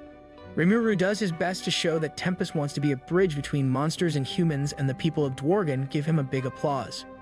Satisfied with his performance, Rimuru visits the bar tended by beautiful elven waitresses where he visited the last time he was in Dworgen. He also takes the goblin children with him, but tells them Shuna and Cheyenne can't find out they went there. At the bar, Rimuru and the goblins enjoy attention of the elves and have fun. Talking to the owner of the bar, Rimuru asks her to sell Tempest apple brandy and research how much people are willing to pay for a glass of it. On their way home, Rimuru and the goblin kids come across Shuna and Cheyenne, who take Rimuru off guard. It turns out that a dim-witted goblin called Gobzo told Shuna where they are going just because she asked him. Shuna and Cheyenne end up scolding everyone, and Rimuru tries to use his cuteness to make them girls forgive him, but it doesn't work. Satisfied with their trip to Dworgen, Rimuru and the others return home. In a town somewhere, the green-haired girl who Clayman sent on an errand meets Yumu and asks him to join his party, introducing herself as a powerful magic user. Yumu tells her he doesn't need a magic user, but the girl proves herself by easily defeating him with a series of spells. Recognizing her power, Yumu accepts her into his party and learns that her name is Myron. After his trip to Dworgen, Rimuru returns to the Free Academy of Ingratia. He tells his students that they have passed their final exams for the term and that from then on another teacher will take over for him. The students are sad, but he assures them that they will always be his precious students.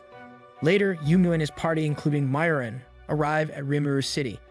While Yumu is showing her around the city, Myron observes everything and realizes that both Tempest's military strength and its technological advancement make it a threat to other nations.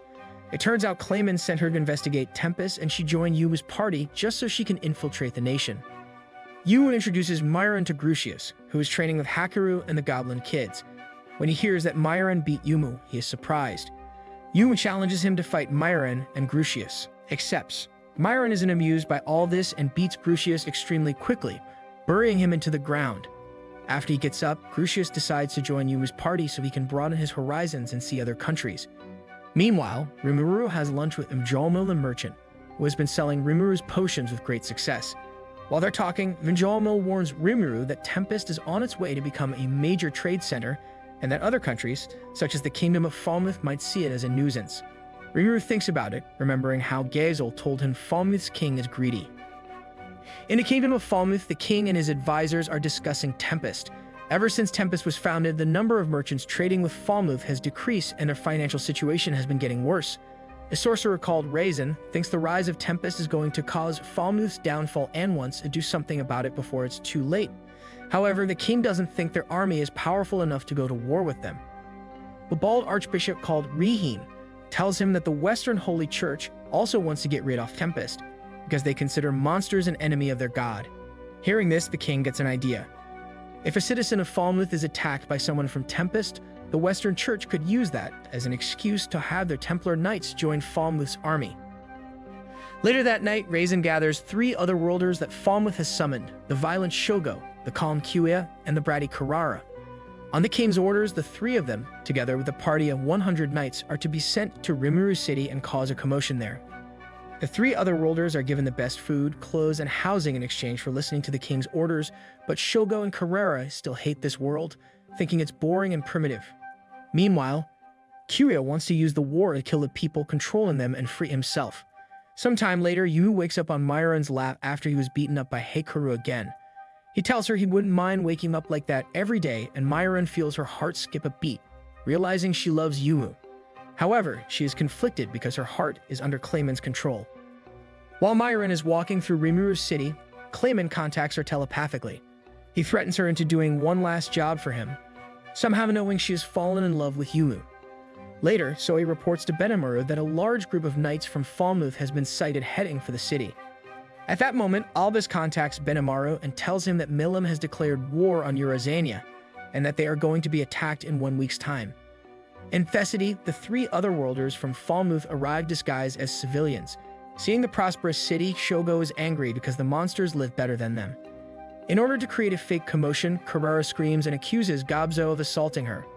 Gobzo doesn't know what she's talking about, but she pretends he pushed her to the floor, making the other humans present think the monsters in the city are violent. It turns out that Carrara has the Bewilder ability, which enables her to make her targets believe anything she says and do what she wants. Shogo and Kyuya play along with her and start stirring the other humans up even more. Gobta arrives and, realizing what's happening, apologizes together with Gobzo. When Carrara continues claiming Gobzo attacked her, Gobta accuses her of lying. He says that Gobzo would never be interested in someone like her, which makes everyone laugh and relaxes the atmosphere. Carrera gets furious and uses her Bewilder skill to tell everyone to die. However, her ability doesn't work, even though the ones who hear it are supposed to die instantly. Shuma and Cheyenne show themselves and tell her they negated her ability. Shuna politely asks the 3 of them to leave, and when they refuse, Cheyenne tells them she will fight them. Shogo and Kyuya aren't intimidated and prepare to fight. Meanwhile, Clayman tells Myron that her new mission is turning Rimuru City into an anti-magic area so that they can't communicate with the outside anymore. Clayman looks forward to a war breaking out and wants to make it more interesting. Grucius finds Myron and tells her she's been acting strange. When he mentions receiving a message about Milim declaring war on Eurazania, Myron realizes that wasn't part of Clayman's plans. She thinks that he might go berserk and destroy the whole city in his anger if Myron doesn't succeed at her mission. When Grucius tells her he knows she is a demon, Myron tells him he is right. Revealing her true form, she tells him that she considers him a friend but has no other choice than to fight him. Grucius guesses correctly that Clayman is using her for his plans, but Yu interrupts him, having heard everything. Yui doesn't care that Myron is a demon and tells her he loves her anyway. Myron is happy at first, but then tells him the Myron he knows is a fabrication she made to fool him. However, he doesn't care and just hugs her. Suddenly, a violet light envelops Myron and she starts casting a spell.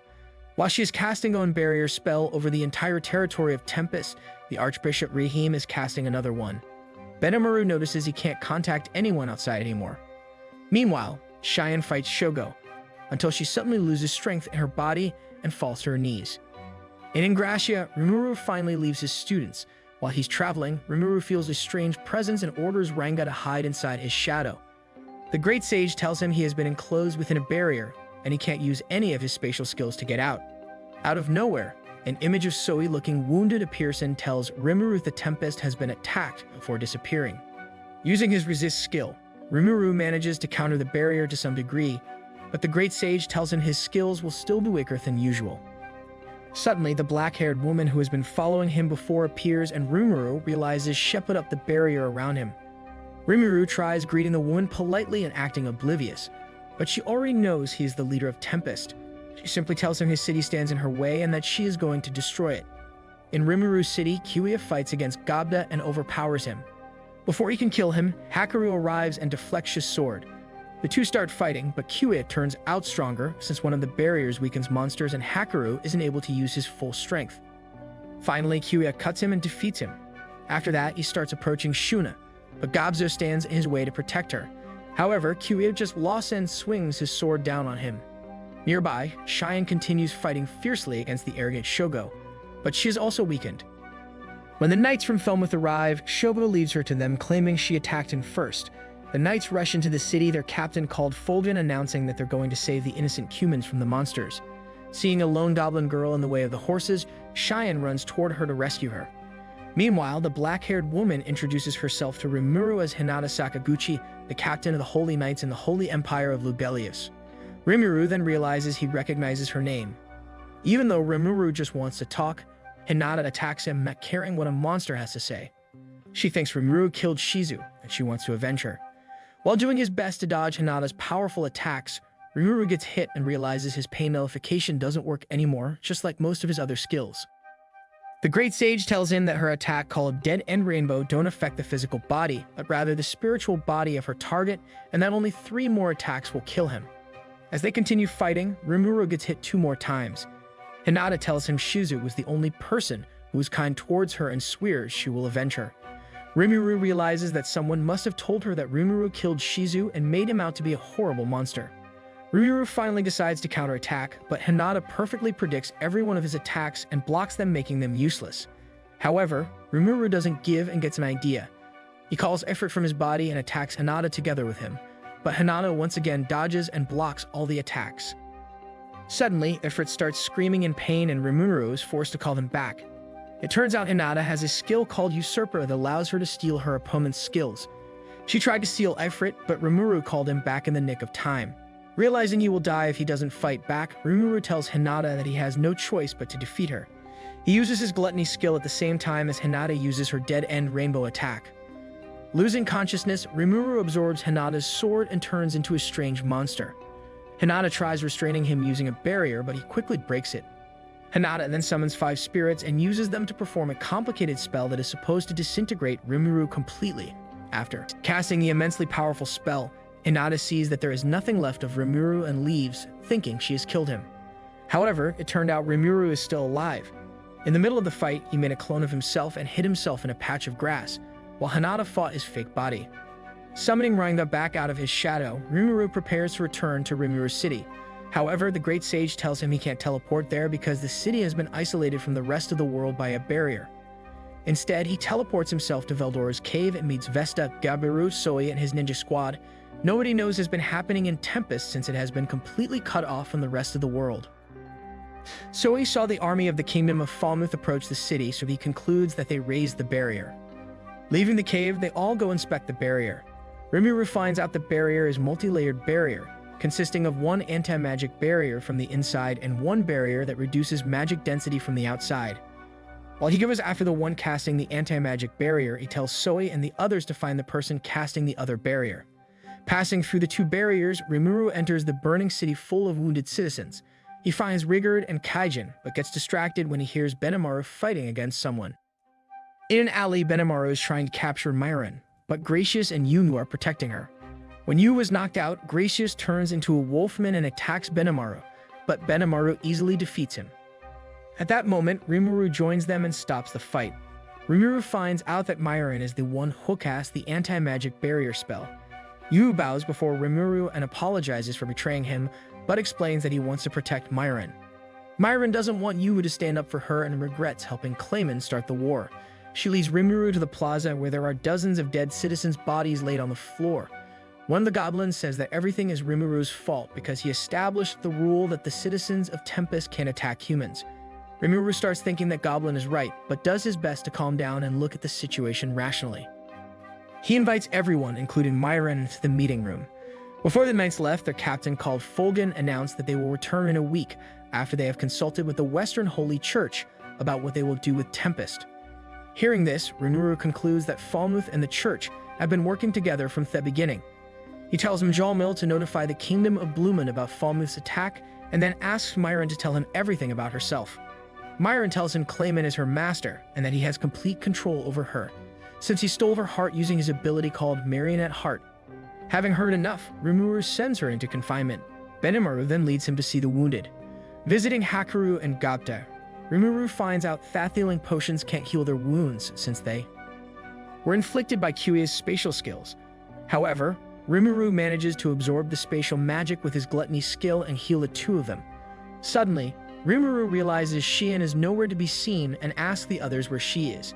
Everyone turns silent and they bring Rimuru back to the plaza. Rimuru sees Shion's dead body among the others and Gapta finds out that Gobzo has also died. Rimuru gets incredibly angry for a second, but manages to hold back enough to tell the others he needs to be alone for a while. Rimuru replicates Shizu's mask from his memory and puts it on. Feeling confused, he wonders if he was wrong about involving his nation with the monsters. Just before he decides to lay the deceased citizens to rest, the three adventurers, Cable, Aaron, and Guido, arrive and stop him. Aaron tells him there is a fairy tale about bringing the dead back to life and he gets interested.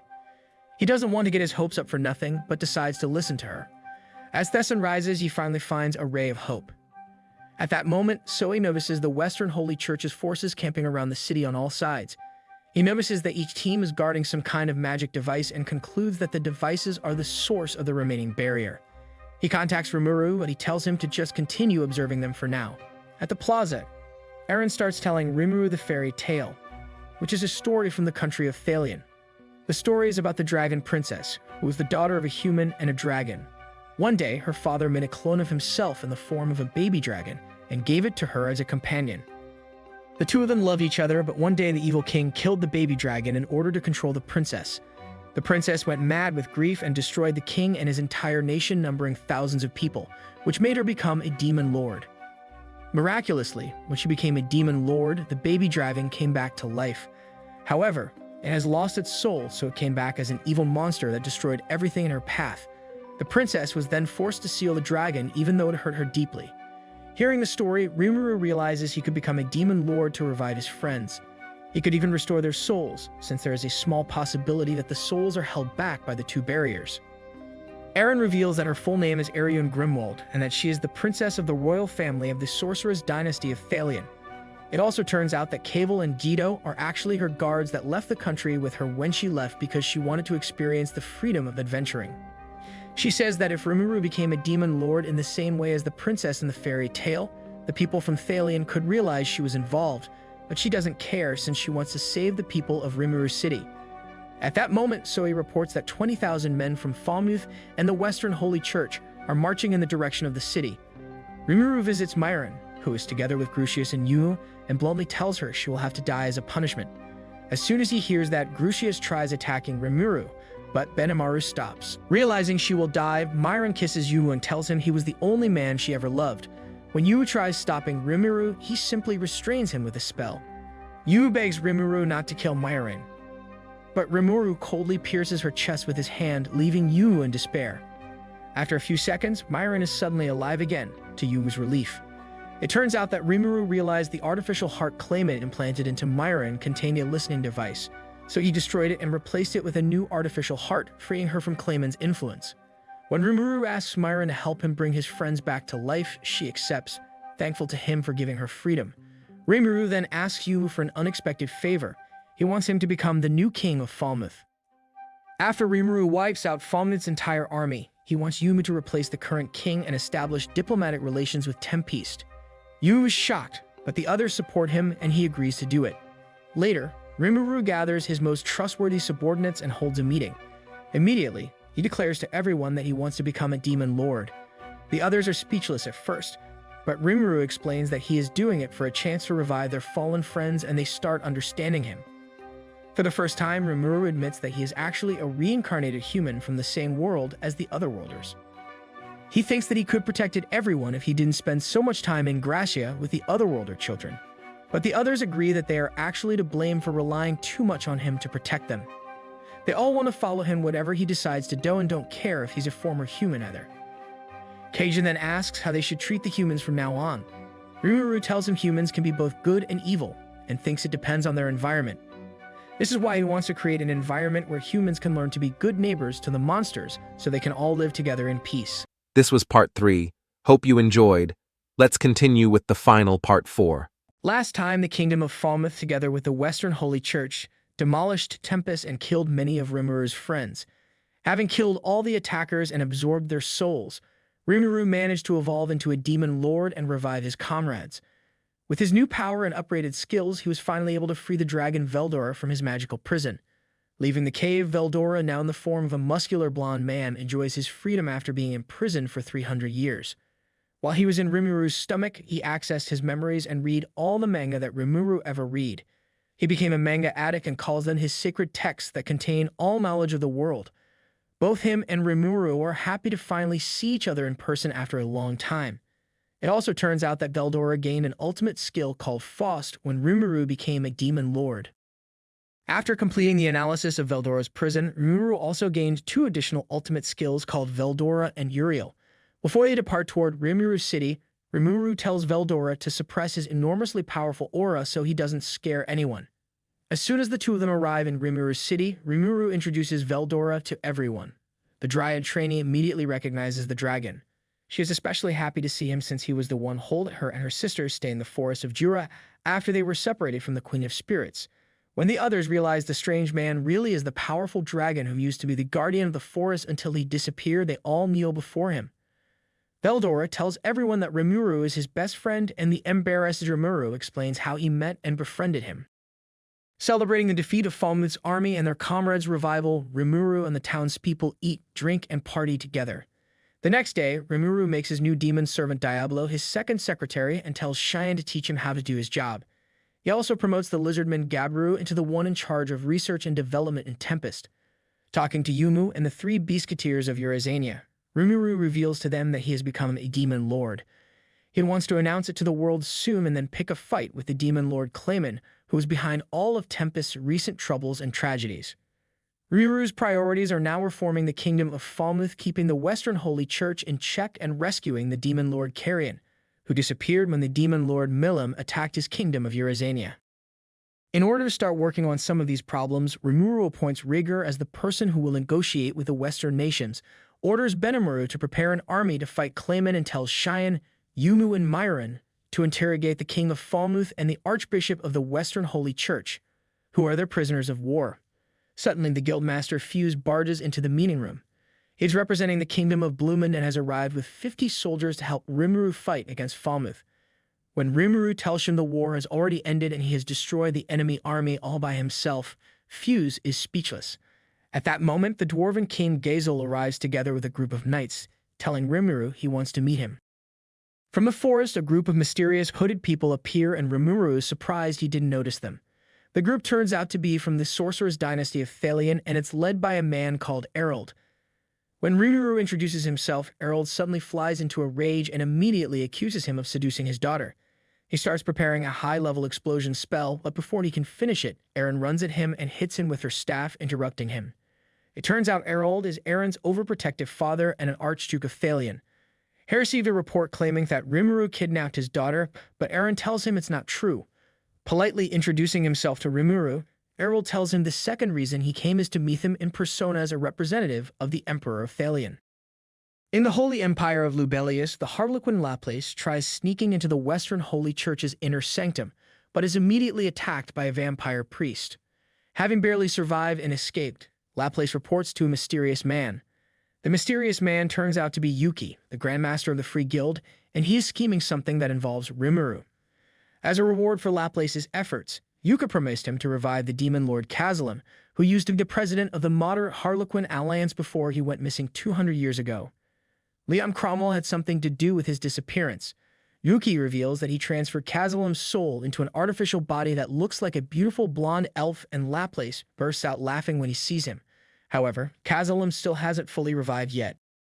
Having infiltrated the Western Holy Church and found nothing suspicious, Laplace tried sneaking into the inner sanctum, where only the Emperor of Lubelius can enter.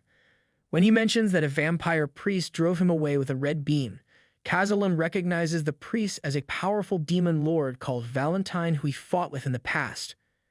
Yuki thinks that Valentine was there because the Emperor could also be a demon lord himself, and Laplace suggests he uses Milam, Clayman, and Free to lure Valentine out. Back in Tempest, Rimuru begins the meeting with the representatives from Tempest, Blumend, Dworgen, Thalion, and Eurazania. First, he introduces Veldora to everyone, and Gazel, Errol, and Fuse are shocked to find out the dragon returned. Fuse passes out from the shock, while Gazel and Errol demand to talk to Rimuru in private. In Rimuru's office, Gazel and Errol demand an explanation for Veldora's return. After Rimuru tells them the whole story of his relationship with Veldora, the two are still surprised, but accept it. However, they think that the Western Holy Church could become a problem when they find out, since they hate all dragons and especially Veldora. Because they don't want to pick a fight with a dragon, and Demon Lord, Errol, and Gazel tell Rimuru they will take his side if the church becomes his enemy. Having ended their discussion, Rimuru, Gazel, and Errol return to the others, and the great meeting continues. Rimuru explains to everyone Thathy is actually a human reincarnated as a slime, and tells them about his relationship to Veldora. He also tells them about his fight with the Holy Knight Hinata, and the fact that she thinks he's dead right now. Rimuru got the impression that Hinata was unreasonable, but Fuse, Gazel, and Errol all heard that she is noble, rational, and helpful to anyone who needs her help. Nevertheless, Rimuru doesn't particularly want to pick a fight with the church. Remembering that Hinata hates him because he killed Shizu, he thinks that someone probably told her lies about him, since not many people know he has absorbed Shizu. Thinking about it some more, Rimuru realizes that one of the rare people who know that is Yuki, the Grandmaster of the Free Guild, but he doesn't know why he would work against him. Suddenly, Ramirez crashes the meeting and starts yelling that Tempest is doomed. Ramirez tells the others that she is one of the 10 great demon lords, but nobody is surprised since Veldora's return shocked everyone so much. Ramirez doesn't believe Veldora is back and starts bragging about being stronger than him, but while she's gloating, Rimuru takes her to Veldora and she faints when she sees him. Ignoring Ramirez's dramatics, Rimuru continues the meeting. He tells everyone he is going to announce to the world that he has become a demon lord, but he won't publicly reveal how he awakened. He will tell everyone that Fulmuth's soldiers died in battle and that the bloodshed caused Veldora's seal to break and release him. He will say that he and Yumu then made a big sacrifice to Veldora and convinced him to become the forest's guardian again. The others agree with Rimuru's decision, and Veldora doesn't mind if he lies about him. After settling that issue, Rimuru focuses on the problem off the kingdom of Falmouth. He wants to start a civil war in Falmouth so it can be destroyed and reborn as a new nation with Yumu as its leader. When Gazel asserts himself and asks Yumu if he's prepared to suffer for the good of his people, Yumu tells him he doesn't care about that since he didn't want to become a king in the first place. However, since Rimuru entrusted him that role, he is prepared to do his best to fulfill it, and he also wants to impress Myron, the woman he loves. Grucius and Myron support him, and Gazel is satisfied with his answer. Both Gazel and Fuse offer their help to make Yumu the king. Speaking up for the first time in a while, Errol asks Fuse if he truly trusts Rimuru, even though he's a monster. He says that he would talk to the church, who usually deals with monsters, before he risks trusting one of them. When Fuse simply tells him that he trusts Tempest more than he trusts the church, Errol apologizes for doubting him. Before he decides if he wants to support Rimuru or not, Errol asks Rimuru what he intends to do with his new demon lord power. Rimuru simply answers that he wants to create a world where everyone can live comfortably. Surprised, Errol starts laughing and apologizes for doubting him. He immediately asks him to open diplomatic relations between Thalion and the Jura Tempest Federation. Rimuru gladly accepts and everyone claps, ending the long meeting. In his mansion, Clayman tells Laplace he wants to invade Eurazania. After Milan wiped out its leader Carrion in the capital city, Clayman wants to sacrifice the people remaining there in order to awaken as a true demon lord. Before, Rimuru made Clayman think he killed his subordinate Myron, and now he concludes that Carrion made him kill her. Clayman makes that his excuse to attack Rimuru and Carrion's nations. Laplace asks him if he came up with that plan alone, but Clayman immediately tells him that he's acting alone and that no one except Kazalim and one other person can give him orders. Laplace warns him that he shouldn't underestimate Melim, since she is one of the ancient demon lords. After Laplace leaves, Clayman loses his composure and angry because Laplace suggested he is being controlled by someone. Back in Tempest, Rimuru notices Ramirez arrived together with a golem he made for her when he visited her labyrinth. The golem called Beretta is polite and she congratulates him on becoming a demon lord. Approaching Ramirez, Rimuru asks her why she thinks Tempest is doomed, but Ramirez is absorbed in reading manga books with Veldora and ignores him. When Rimuru threatens to spoil the manga for her, Ramirez starts listening to him. She tells him that Clayman proposed Walpurgis, which is a banquet where demon lords discuss important issues.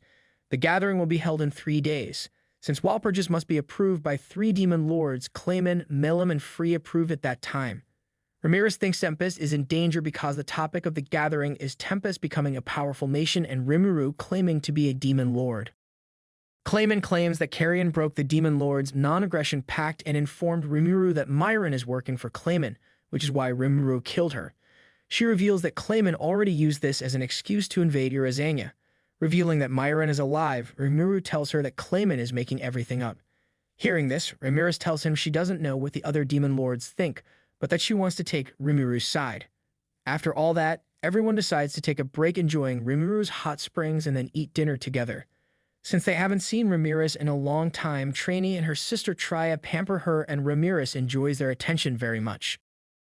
Having interrogated Falmuth's king and the Archbishop of the Western Church, Cheyenne, Yumu, and Myron found out that a mysterious traveling merchant told the king that Tempest might endanger their trade routes. Listening to the merchant, the king started thinking about attacking Tempest. They also found out that the Western Holy Church's ringleader was Cardinal Nicholas Spurtus, whose plan was subjugating Tempest as a nation hostile to their god. Hearing this fuse, Gazel and Errol decide to officially announce their diplomatic and trade relations with Tempest, so they can see how the church will react. Rimuru orders Yumi to take the prisoners back to Falmouth and make himself out to be a hero who rescued them. He also tells him to take Diablo with him as protection. Rimuru then focuses in their upcoming war against Clayman. So he tells him he saw Clayman's army preparing for war within Milim's domain. The army consists of 30,000 soldiers and it's led by a man called Yamza. Hearing his name, Myron recognizes him as a cruel man who uses a sword infused with ice magic. Just like Yamza is now, Myron used to be a part of the Five Fingers, who are Clayman's strongest subordinates.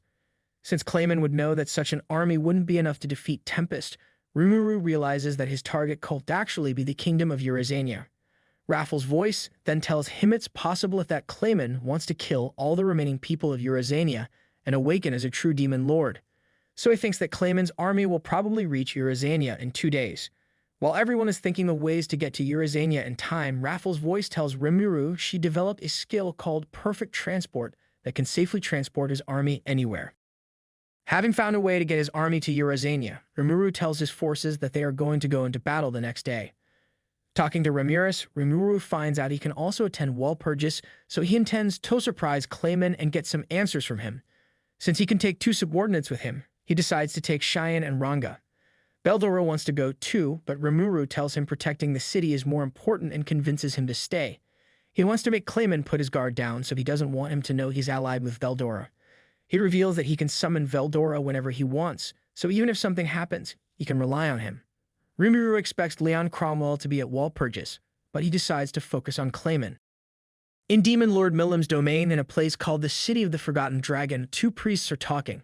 They are dissatisfied because they have to house and feed Clayman's entire army. The bald priest called Midre and the gray-haired priest called Herms are members of the Dragon Faithful, a religion that worships Milim. They think that Clayman made Milim write the order to destroy Eurasania, but they can't do anything about it. When Yamza from Clayman's Five Fingers arrives, the priests act politely towards him like nothing is going on. Talking to him, Midre mentions that they won't be able to give the army more food without their own people ending up hungry, and Yamza gets furious in an instant. Seeing his reaction, Midre tells him that his people will do anything to help. Yamza tells him they can transport the army's supplies for them, and Herms interrupts them, saying that's unreasonable. Before he manages to finish the sentence, Yemza cuts off his arm, leaving him writhing in pain. Midre kicks Herms into a wall and asks Yemza to forgive him. When Yemza leaves, Midre heals Herms' arm and tells him he shouldn't talk back to Yemza, even though he's furious at him too. In his mansion, Rimuru thinks of a way to evacuate all the civilians from Eurazania, and Raffles' voice gives him the idea to transport them with the perfect transport skill. Clayman enters the room and we find out Frey is working with him. The necklace he gave Milim contains forbidden magic that enables him to control Milim. Satisfied, Clayman starts laughing and beating Milim's unresisting body. Frey is helping him because of a promise she made to him and because she doesn't like Milim. In the present, Frey is looking forward to Walpurgis and the fact that it will cause Clayman's downfall. Arriving at an ice-covered castle, the demon lord Leon Cromwell visits another demon lord, a red-haired demon called Guy Crimson. He is one of the oldest and strongest demon lords, just like Milim. Taking Leon to his terrace, Guy tells him he should come to the next Walpurgis. He suspects that Clayman, who he considers a weakling, has done something to Milim and also thinks Carrion's presumed death is suspicious. When Leon mentions that he heard Veldora came back, a white-haired woman appears from a portal. It turns out she is one of the 4 true dragons, the white ice dragon Velzard. She is interested in Veldora since he is her younger brother and she hasn't felt his presence for 2 years. Leon has a theory that Rimuru pulled Veldora together with his seal into a hyperspace he created. Using her connection to Veldora, Velzard senses that his presence is faint and thinks he is weakened. However, we know that Rimuru actually just ordered Veldora to reduce his aura. We find out Leon is trying to summon a specific person, but hasn't had any luck yet. Curious about Rimuru, both Leon and Guy want to see him for themselves, and they look forward to Walpurgis. The day of Walpurgis in the forest of Jura, Rimuru creates a crystal orb and has Trini transfer her soul inside of it. He places the orb inside a wooden doll he made out of the tree that is Trini's original body, since she's a dryad. Doing this, he enabled Trini to manifest physically and evolve into a Dryas doll dryad. Now Trini can move freely and follow Ramirez to Walpurgis. Later, Benamura reports to Rimuru, telling him about his idea. His soldiers will disguise themselves as refugees and lead the enemy into Geld's trap.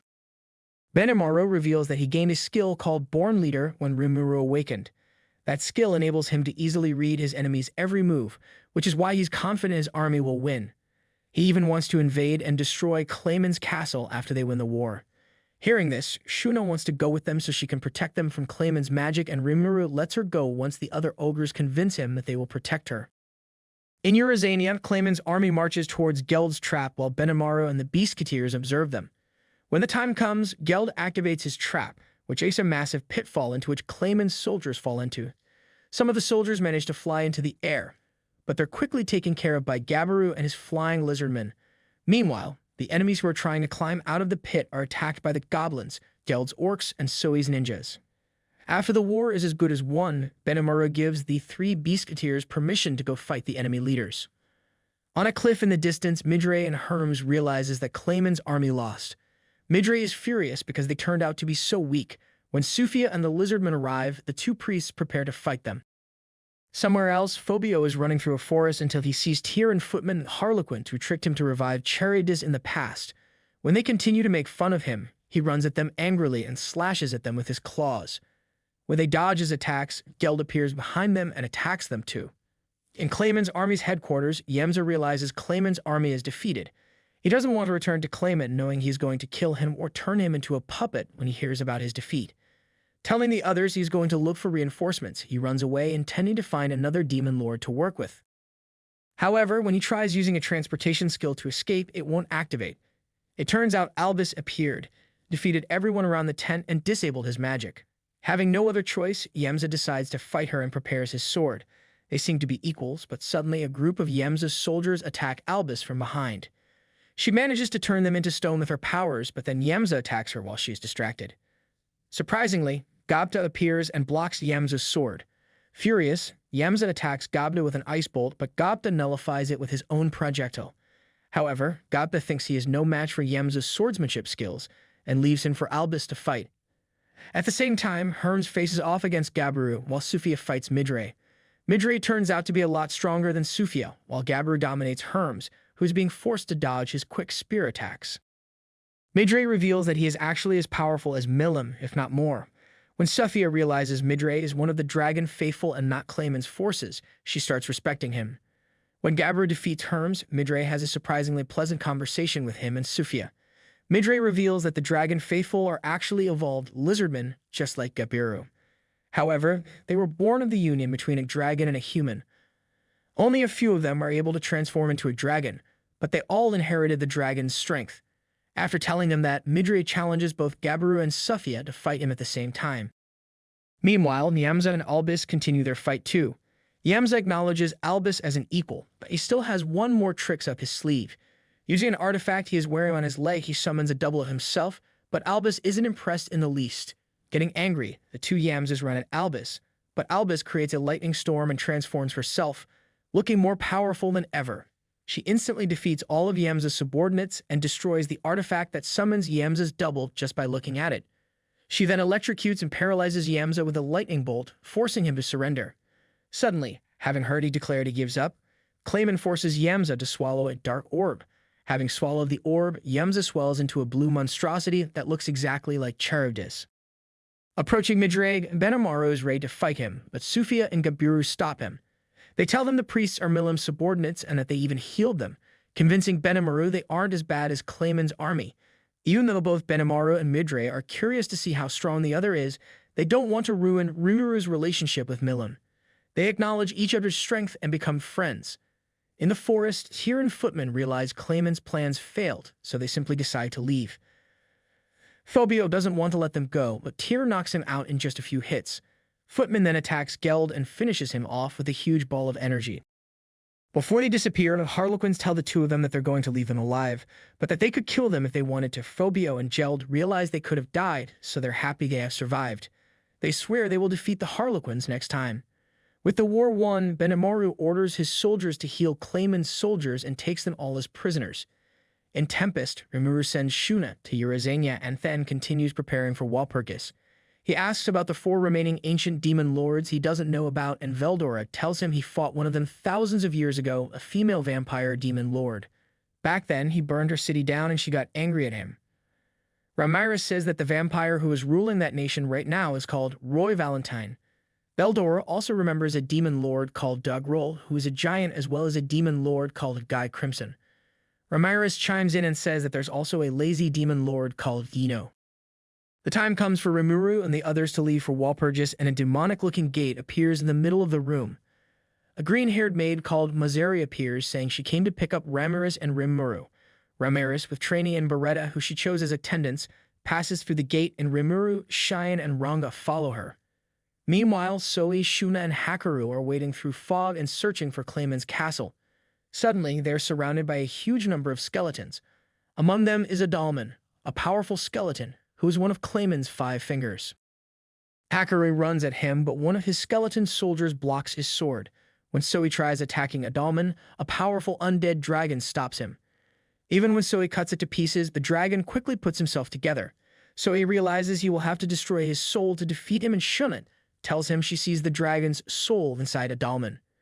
Shuna decides to fight Adalman while Zoe is fighting the dragon, and Hakaru is busy with the skeleton swordsman.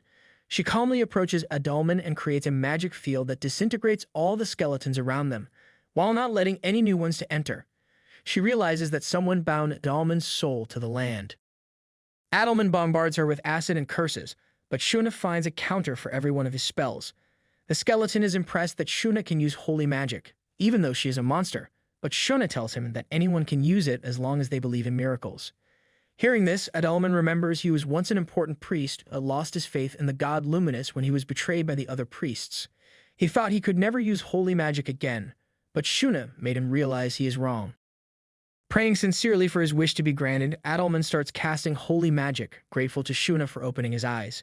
However, the demon lord Kazalim bound his soul to the land and cursed him to be unable to destroy himself, so he wants to target Shuna, and with a disintegration spell, and hopefully be disintegrated together with her.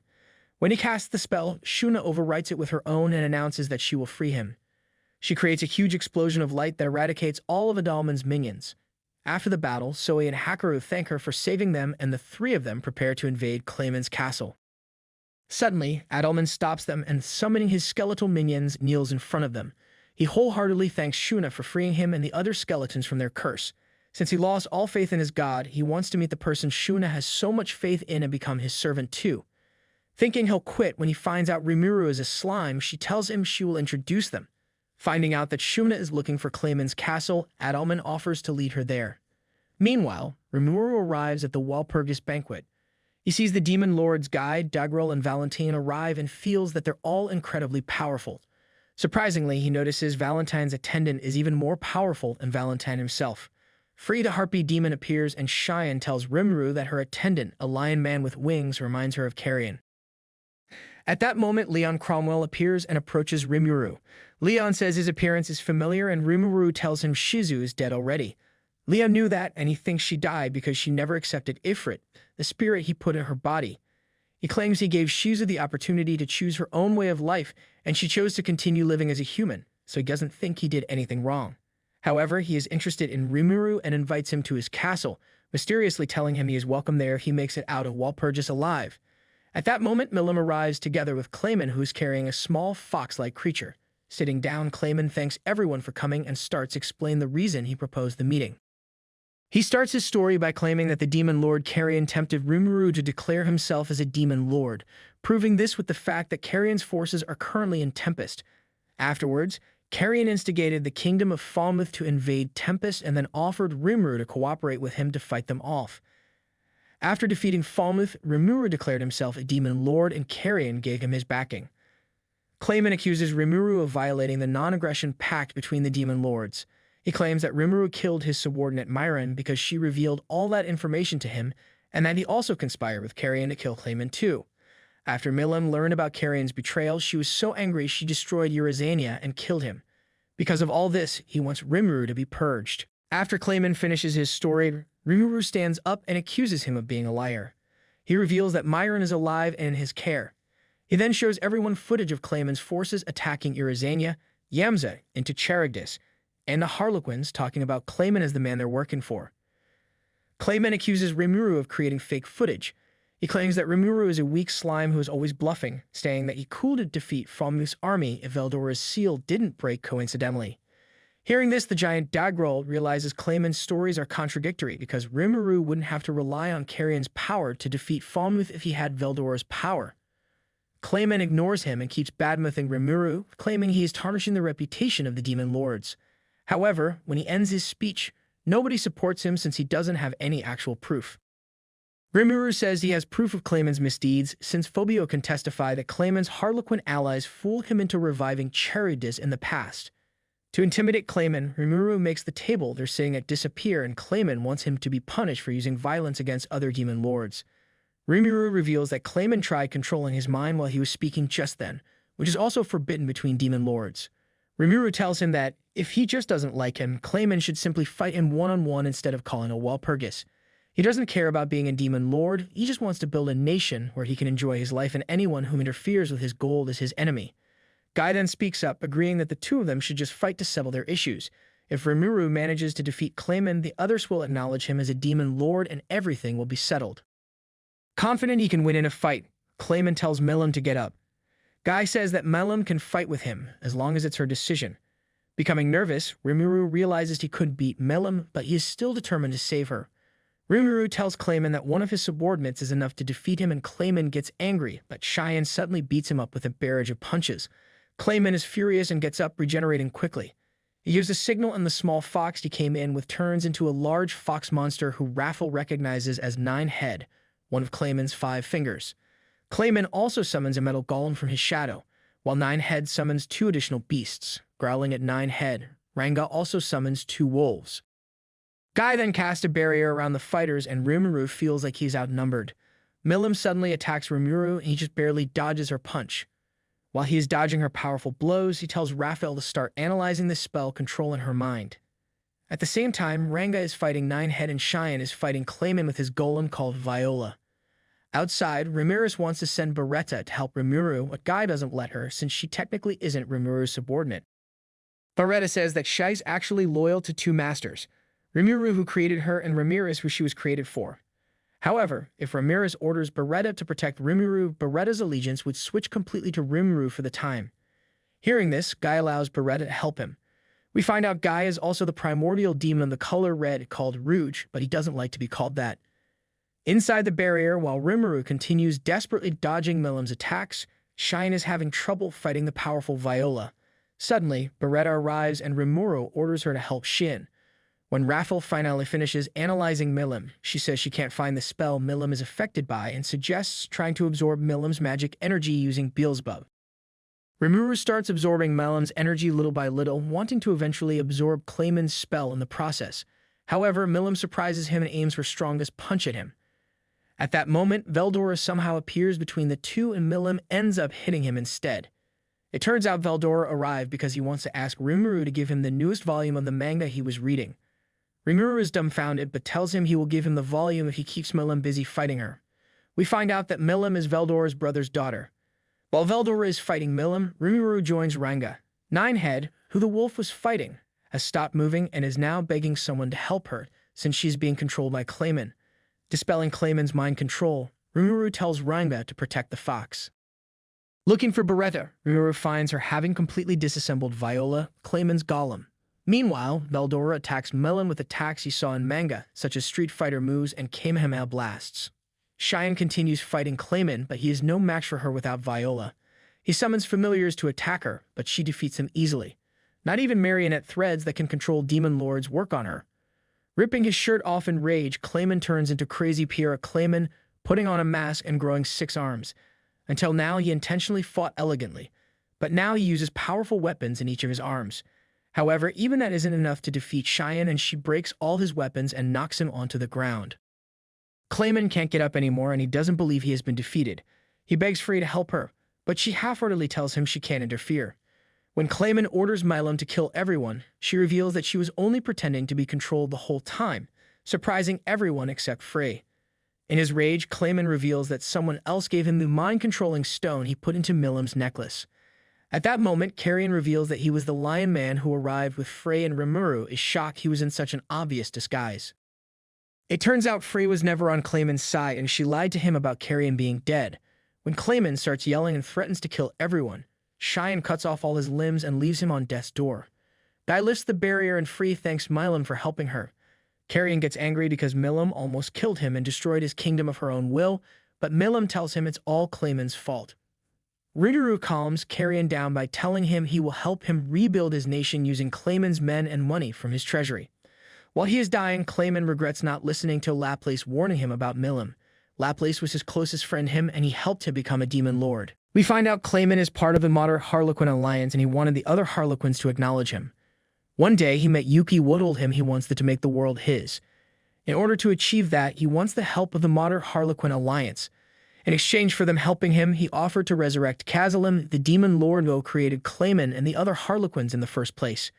In the present, Clayman decides he can't die before he accomplishes something. Screaming about wanting overwhelming power, he hears the voice of Raphael telling him that his wish has been heard. Clayman's body starts rebuilding itself in a purple vortex of souls, and he becomes more powerful than ever.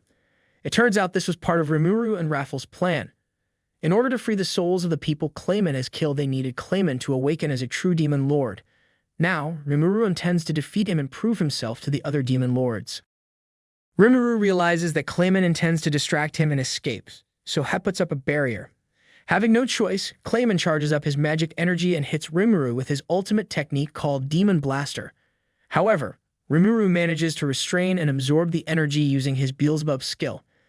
He tells Clayman he will give him a painless death if he tells him everything he knows about the man he is working for. Clayman starts gloating about being a demon whose soul can come back to life if Rimuru kills him, but Rimuru just starts punching him repeatedly. Once he stops, he asks Clayman to talk again, but Clayman tells him he would never betray a friend. Rimuru tells him that he can kill him even though he is a deathman, and Clayman gets terrified. Realizing he won't find out anything from him, Rimuru announces that he's going to execute Clayman and none of the demon lords are against it. Putting his hand on Clayman's forehead, Rimuru tells him the moment before his soul dies will feel like an eternity to him and that he should take that time to think about what he has done. Desperately crawling on the floor, Clayman starts calling for the Harlequins and Kazalim to help him. Rimuru uses Beelzebub on him and absorbs him. After the battle is over, Guy tells Rimuru he acknowledges him as a demon lord.